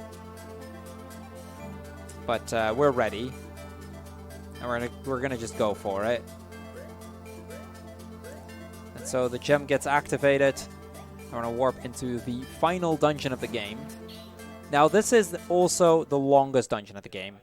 At least in the NA% run. It's 25 floors until the midpoint, and then another 9 floors in the or after we've passed the midpoint, for a total of 34 floors, with Rayquaza being on floor 34. So we're gonna take some time getting through this place, and there is a lot of things that can kill us here. There is Venomoth with Silverwind. There are Aerodactyls that can do a lot of damage. We also have to kind of deal with these Shedinjas. I have Graveler Seeds for these, so I can use up to 5 to defeat them like that. There's no guarantee that we have enough at this point. We just kind of hope that we do.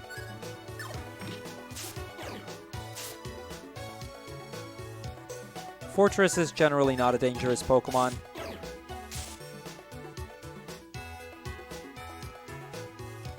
Okay, I'm seeing a link box there, and I actually want to pick that up.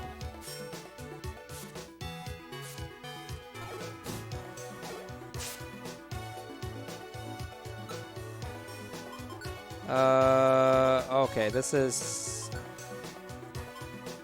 I'm going to switch that with the Pecha Berry. We're going to be giving that back. And then I'm going to grab the link box. Essentially, the link box I can use to link moves on one Pokemon. We're going to use that in case we somehow get our moves delinked at any point. Just as a nice little backup like that. Okay, this is not great.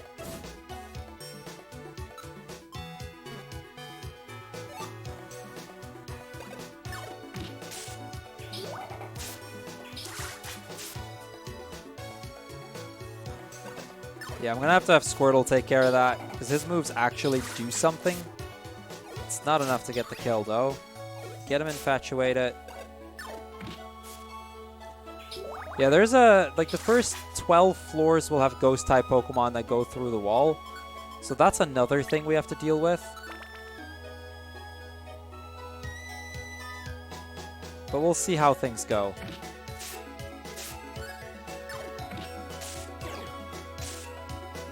Another Fortress. Okay, got to the stairs with a bit of a detour there, but got there pretty quickly at least. I think I'm going to take care of the just get rid of this Fortress. That's going to be a bit of a pain if he stays around there.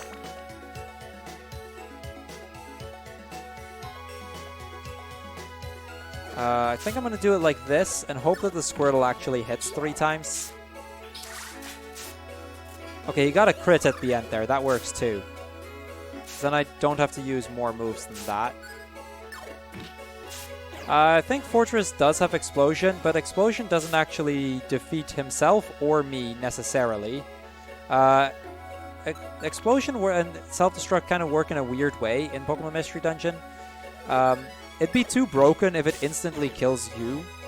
Like, it wouldn't be viable at all, because that would just mean like you can use it for as many times as you have Reviver Seeds. They might have been X-ray goggles. They might also not have been. I don't know. It doesn't matter. I have other items that are more important. But yeah, anyway, as I was saying, the... so instead, what Self-Destruct does is, to yourself, it does a set amount of damage. I believe it's 40 damage or something. And then to every other Pokemon around you, it does half of their total HP. Something like that. I could be getting some of the numbers wrong, but it's something along those lines.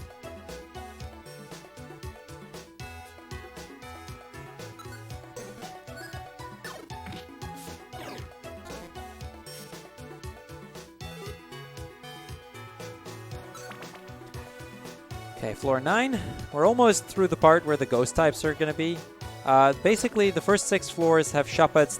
The 6 floors after that have Duskulls. And I believe those are the only one that can actually go through the walls. So we're going to be done with that pretty soon.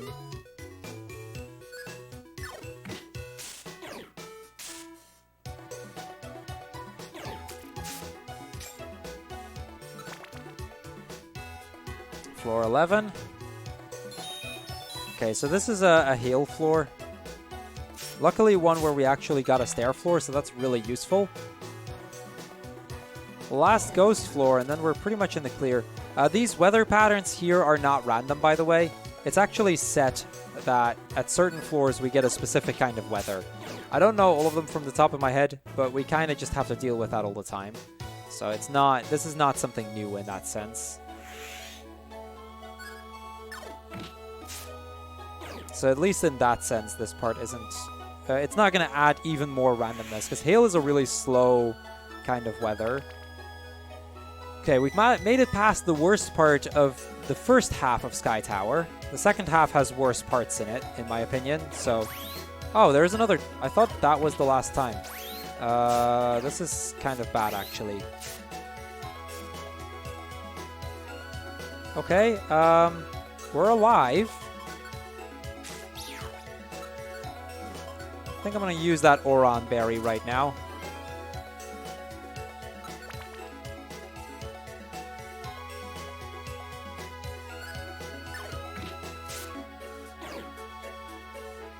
Okay, so my Link's moves are about to run out, so I'm going to use one of those Max Elixirs just to make sure that that doesn't happen. There's... yeah, I was about to say, there's another Duskull up there.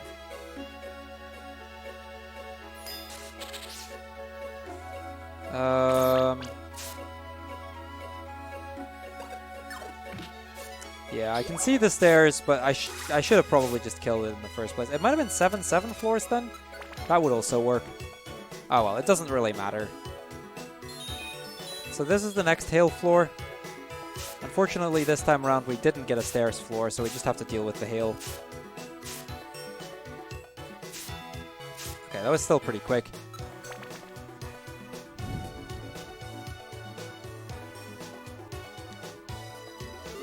Okay, you can probably start telling at this point that a lot of the floors start to kind of become more, or just bigger as we go.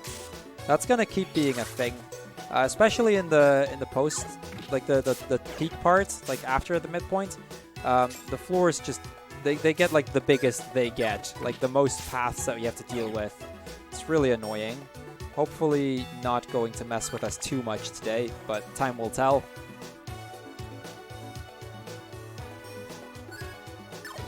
And I've mentioned before that I would say this again at the end of the run, but if you've been liking these sort of Pokemon runs, be sure to check out my channel as well. I do a lot of Mystery Dungeon as well as other Pokemon games. Like I run pretty much all of them. And Mystery Dungeon's definitely one of the titles that I always like to run there as well. So if you enjoy Pokemon runs, it's always appreciated. Okay, there's that one. I don't really need to pick up the apple. We have enough food items with us, so I'm not going to bother picking it up. It's too slow. We're 6 floors away from the midpoint at this point.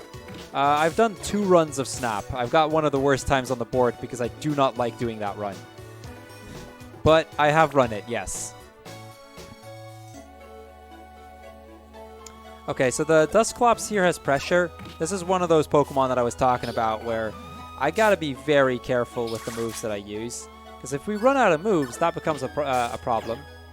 I run at Coliseum and XD. Yeah, I've run those.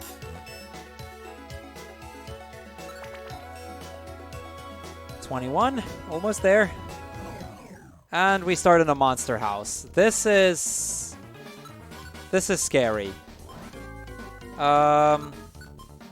Okay.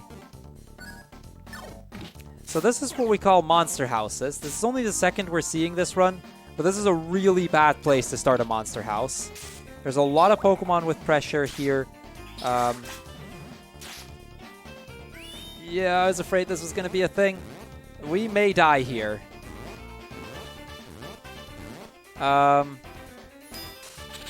Crap.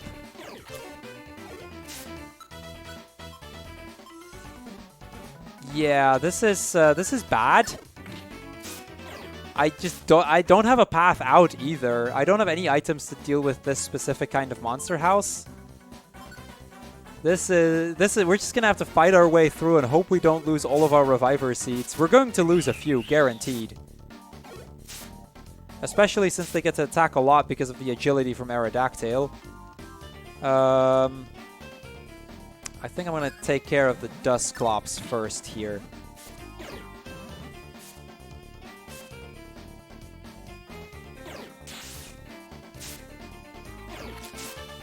Yeah, that was expected.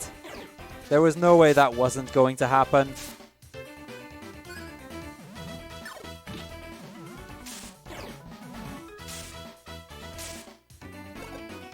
Oh, that didn't kill the Aerodactyl. That's really bad.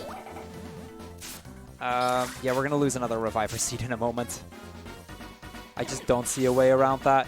Yep, there we go. Oh, and we're flinched. And confused. Oh boy. This is getting worse and worse right now.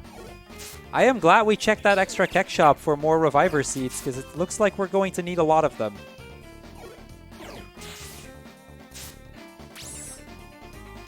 There goes number 3. Number 4. More confusion. Really, game, please. I have 3 left.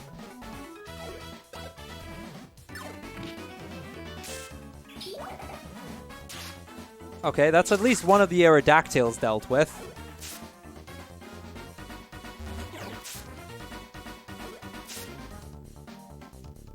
Actually, one thing I could try to do... Okay, that's 2 Aerodactyls dealt with.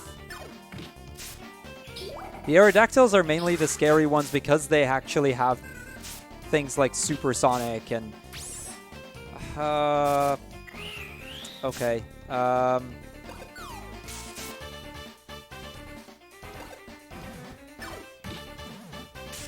We're almost out of this monster house, but I'm also almost out of Reviver Seats. Which is terrifying because we still have all of the top floors left. And there is another agility.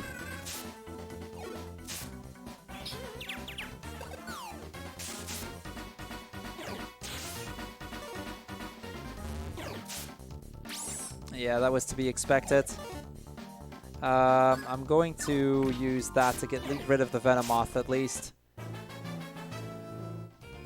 This is definitely not fine, by the way. Definitely not. Okay, how many do I have? I am out. We are completely out of Reviver Seeds. We just used 7 in one floor.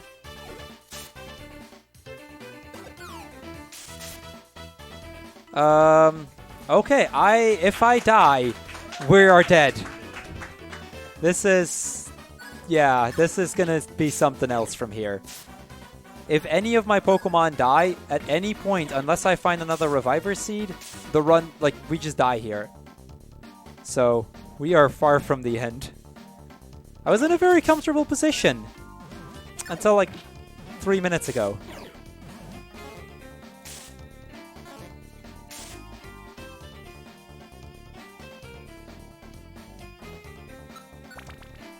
Okay, we're out of that floor.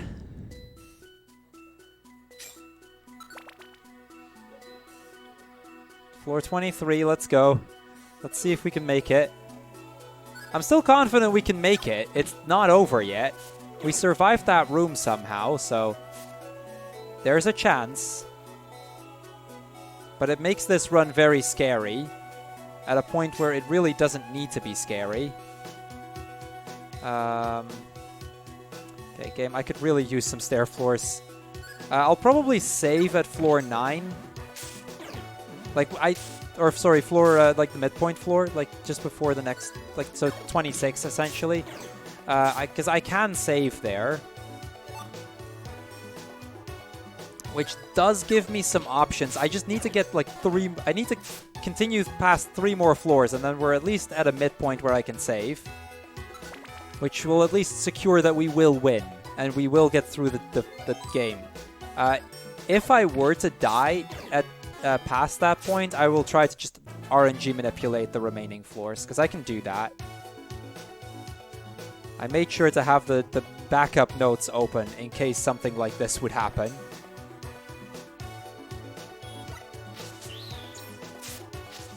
No! No! Oh boy, this is... oh boy. Okay, we're gonna try something else now. I'm gonna at least look for one... please tell me there's... Okay, we still have 2 max elixirs, we still have an apple.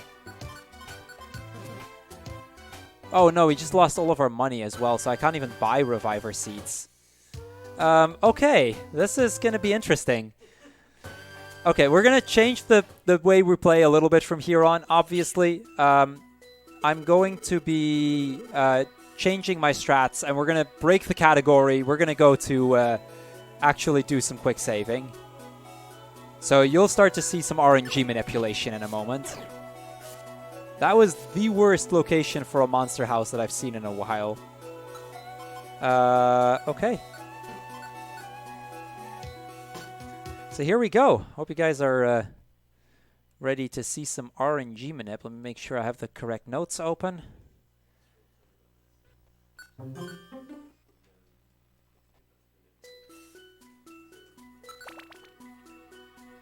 Yeah, I'm gonna have to focus a lot on this next part. So because I don't have a warp orb, we can't manipulate these two, or we can't warp these two away, but we don't die to them, so it's not a big deal.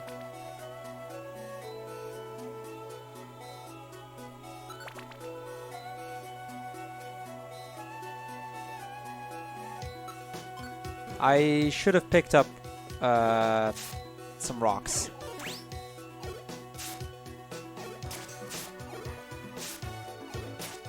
So you're supposed to just throw a gravel or rock. I don't have those, so I can't do that.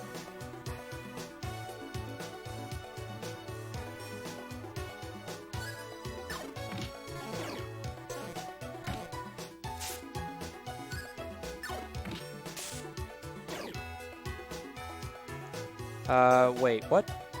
I made a mistake somewhere. It's not terrible, but I'm gonna have to...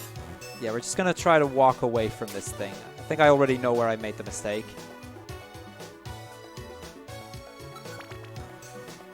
So floor 5. Down, right, down, left, left. Down, left, left. And then to the stairs. Right, left, left, down, left, 1, 2, left, 1, 2, 3.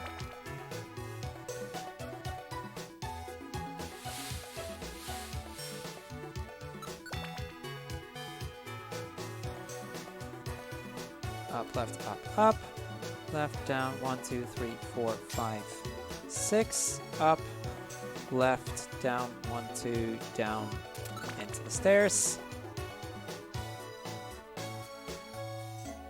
Left, up, right, down, right. Left, up, left, up, left. So basically, like, the RNG value is known right now, because of which I can actually manipulate these floor. At least try to. Down, right, up, right, down, right, up, right, down, right. This should pretty much give me the same result every time I do this, more or less. Down, left, down, left, down. We get hit by the hail. 1, 2, 3, 4. Right, up, left, 1, 2, 3, 4.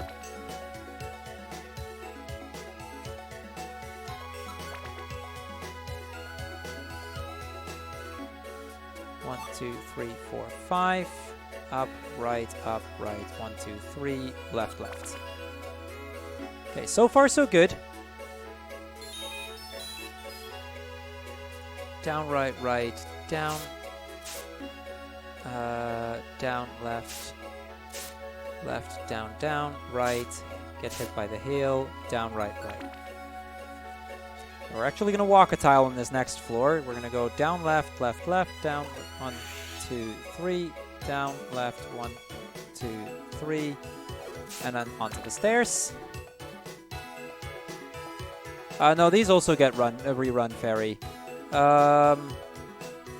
Down, left, up, 1, 2, down, left, 1, 2, left, down, right, 1, 2, 3, 4, and onto the stairs.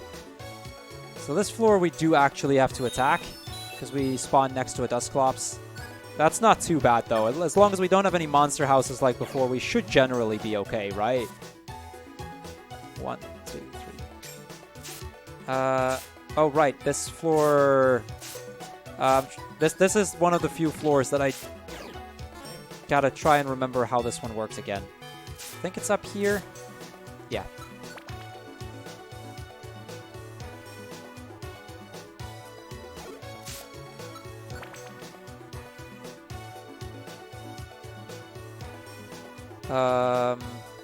20 is right, turn and attack. So we're actually going to go down. This is not where the stairs are, but we just do that for our... okay, I was trying to manipulate that scissor away, but I went down one too far. Left, up, right, up, right, up, right. 21. Right, down, right, right, down, right, down, right, down, down, left, left, down, down, right. 22 is down, right, up, right, right, up, 1, 2. Down. Okay, I'm gonna actually eat my remaining apple here. 23. We're back where we died. So we've made it this far.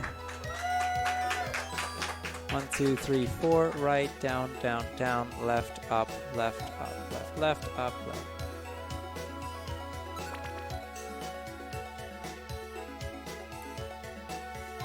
So these Venomoths... Okay, not sure how that happened. Somebody didn't turn something off on this PC. Okay, whatever. Down, right, down, right, down, right, right, down, right, right, right, up. And we've made it to the midpoint. Okay. We still have 9 more floors to do, by the way. We're going to manipulate these as well at this point. Because I'm completely out of every item that I could want to have here.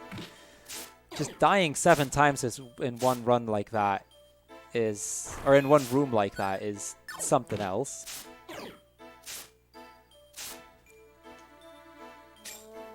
But yeah, the first floor, just like before, we can't actually manipulate these because I need to set the value of the RNG, which I can only do by going to a staircase and then saving or doing a quick save right before it.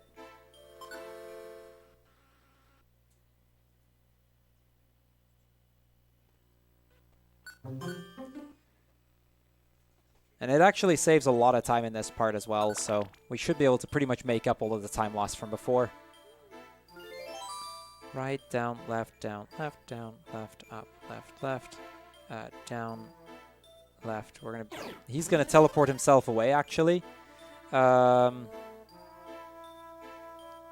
right, up, left. So that's like that. Even that warp was manipulated. Left, down, up, down, left. 1, 2, 3.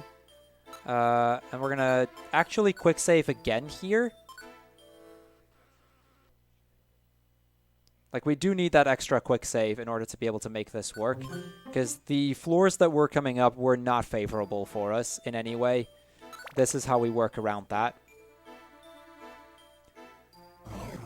Right, down, 1, 2, 3, 4, up, 1, 2, 3, up, right, down, right, up. And there we go. Floor 5. So this is one of the very few floors where my usual manipulation actually doesn't work. I know where the stairs are, though. Like, I still know how to move on, but that floor becomes different because of the way that I'm doing the manip. 1, 2, 3 to the right. Down, right, up, right, right, down, and into that one. Okay, we've got one Aerodactyl that we still need to deal with. Yeah, it's technically the category is known as no Wonder Mill, no quick save, but because we died in Sky Tower, we're doing a quick save so that at least we can finish this run properly. Left, down, left, up, left, down, right, 1, 2, into the stairs. Okay, we made it to Rayquaza. Final boss of the game. Let's go. In the manipulated run, you're about level 14 as you get up here. Yeah, no QS does stand for no quick save, and normally we would go for that, but we died on floor 23 of Sky Tower on the first try through, and to not go massively overestimate, I figured, okay, we'll manipulate it just to get back, because I had no revivers left either, so getting through Sky Tower without or in the position that I was going to be nearly impossible. So this is just the backup that we're going for right now.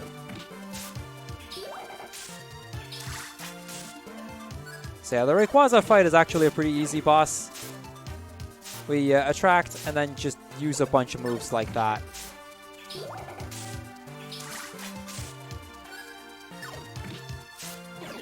Because of all the tail whips, the damage actually goes up significantly as well.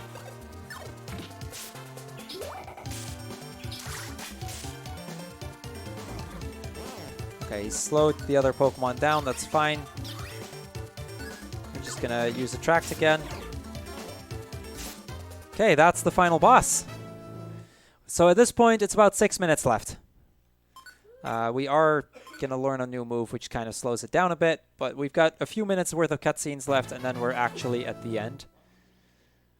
Special moves do so little damage, pretty much because every move does, but because of the tail whips, his defense was dropped enough that they start increasingly doing damage. So, yeah, after we defeat Rayquaza, he tries to attack us again, but then the meteorite is getting quite close here. We literally get an earthquake in the sky, so to speak, from the shock waves that are coming from this thing. Rayquaza now finally understands why we're here to face him, and is going to do a Hyper Beam on that meteorite to stop it from actually destroying the world. He does warn us in advance that if he loses the Hyper Beam while that thing is still falling, there is no chance for us to escape. But it's like, yeah, it's either that or the end of the world. Just go for it. And so he destroys the meteorite. We manage to survive falling down, but we do get knocked unconscious. Sort of. But then in this state that we're at, Gengar shows up again. And he decides to drag us into the Dark World. Problem is, he doesn't actually know how to get us to the Dark World. And he just starts wandering aimlessly, having no clue where he is.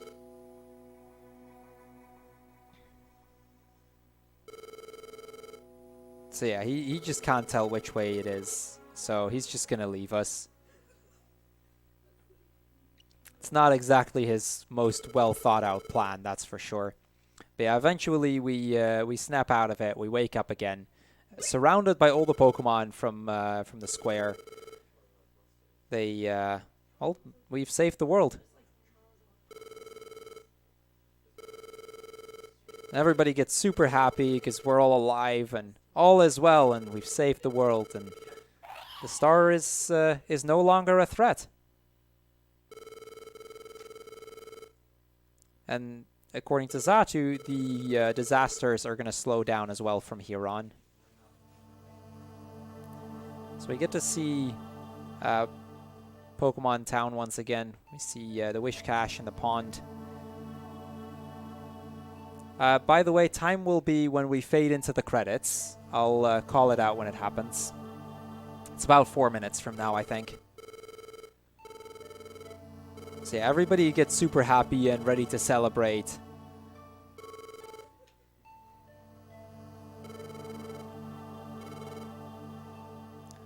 And then Lombre starts to wander off a bit, and he gets stopped by the other Pokemon. But, I mean, our mission has come to an end. So we see Gardevoir one more time. Peace has returned to the world, and that means our role has now ended. It's time for us to go back to becoming a human again.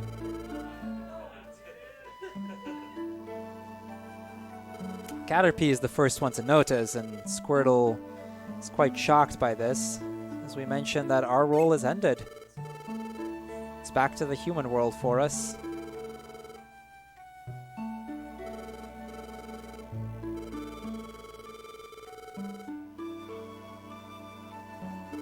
Squirtle doesn't really understand why. I mean, we're his friend, right? But he'll always be our friend, but it's time for us to leave. Our time has come.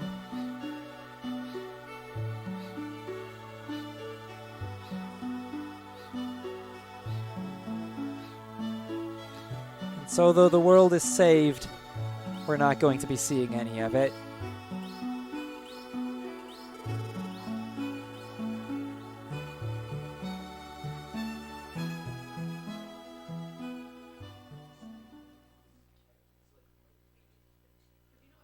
So now Squirtle is going to be all sad, and everybody else as well, honestly. What was a very happy day became a very sad day right away. Zatu knew that it was coming. He was the only one who was aware, but I mean, if we knew, you know, things might have played differently, so he decided to keep it a secret as well.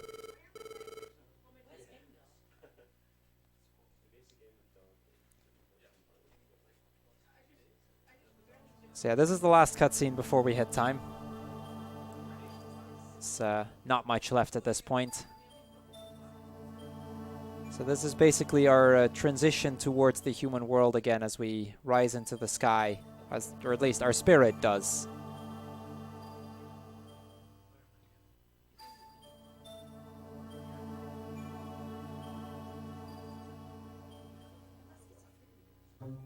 And we hear the voices, and we hear our friend being heartbroken. He was a true friend. It's safe to say that much. And it's that moment that we realize that if we just wish strong enough, you know, perhaps we may meet again. And so we do. Time. And that is Pokemon Mystery Dungeon, Blue Rescue Team, any percent, no Wonder Mail, and a little bit of quick save. It's I'm glad we still managed to finish that after that death, because Sky Tower can be quite something.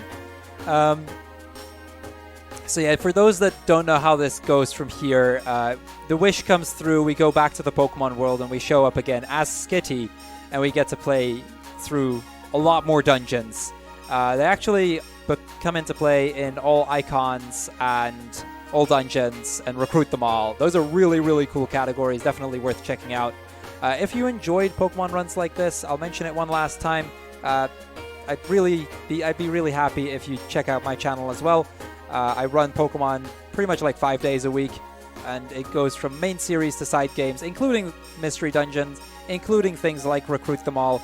They're always fun to do. So in any case, I hope you guys enjoyed the Pokemon Mystery Dungeon run.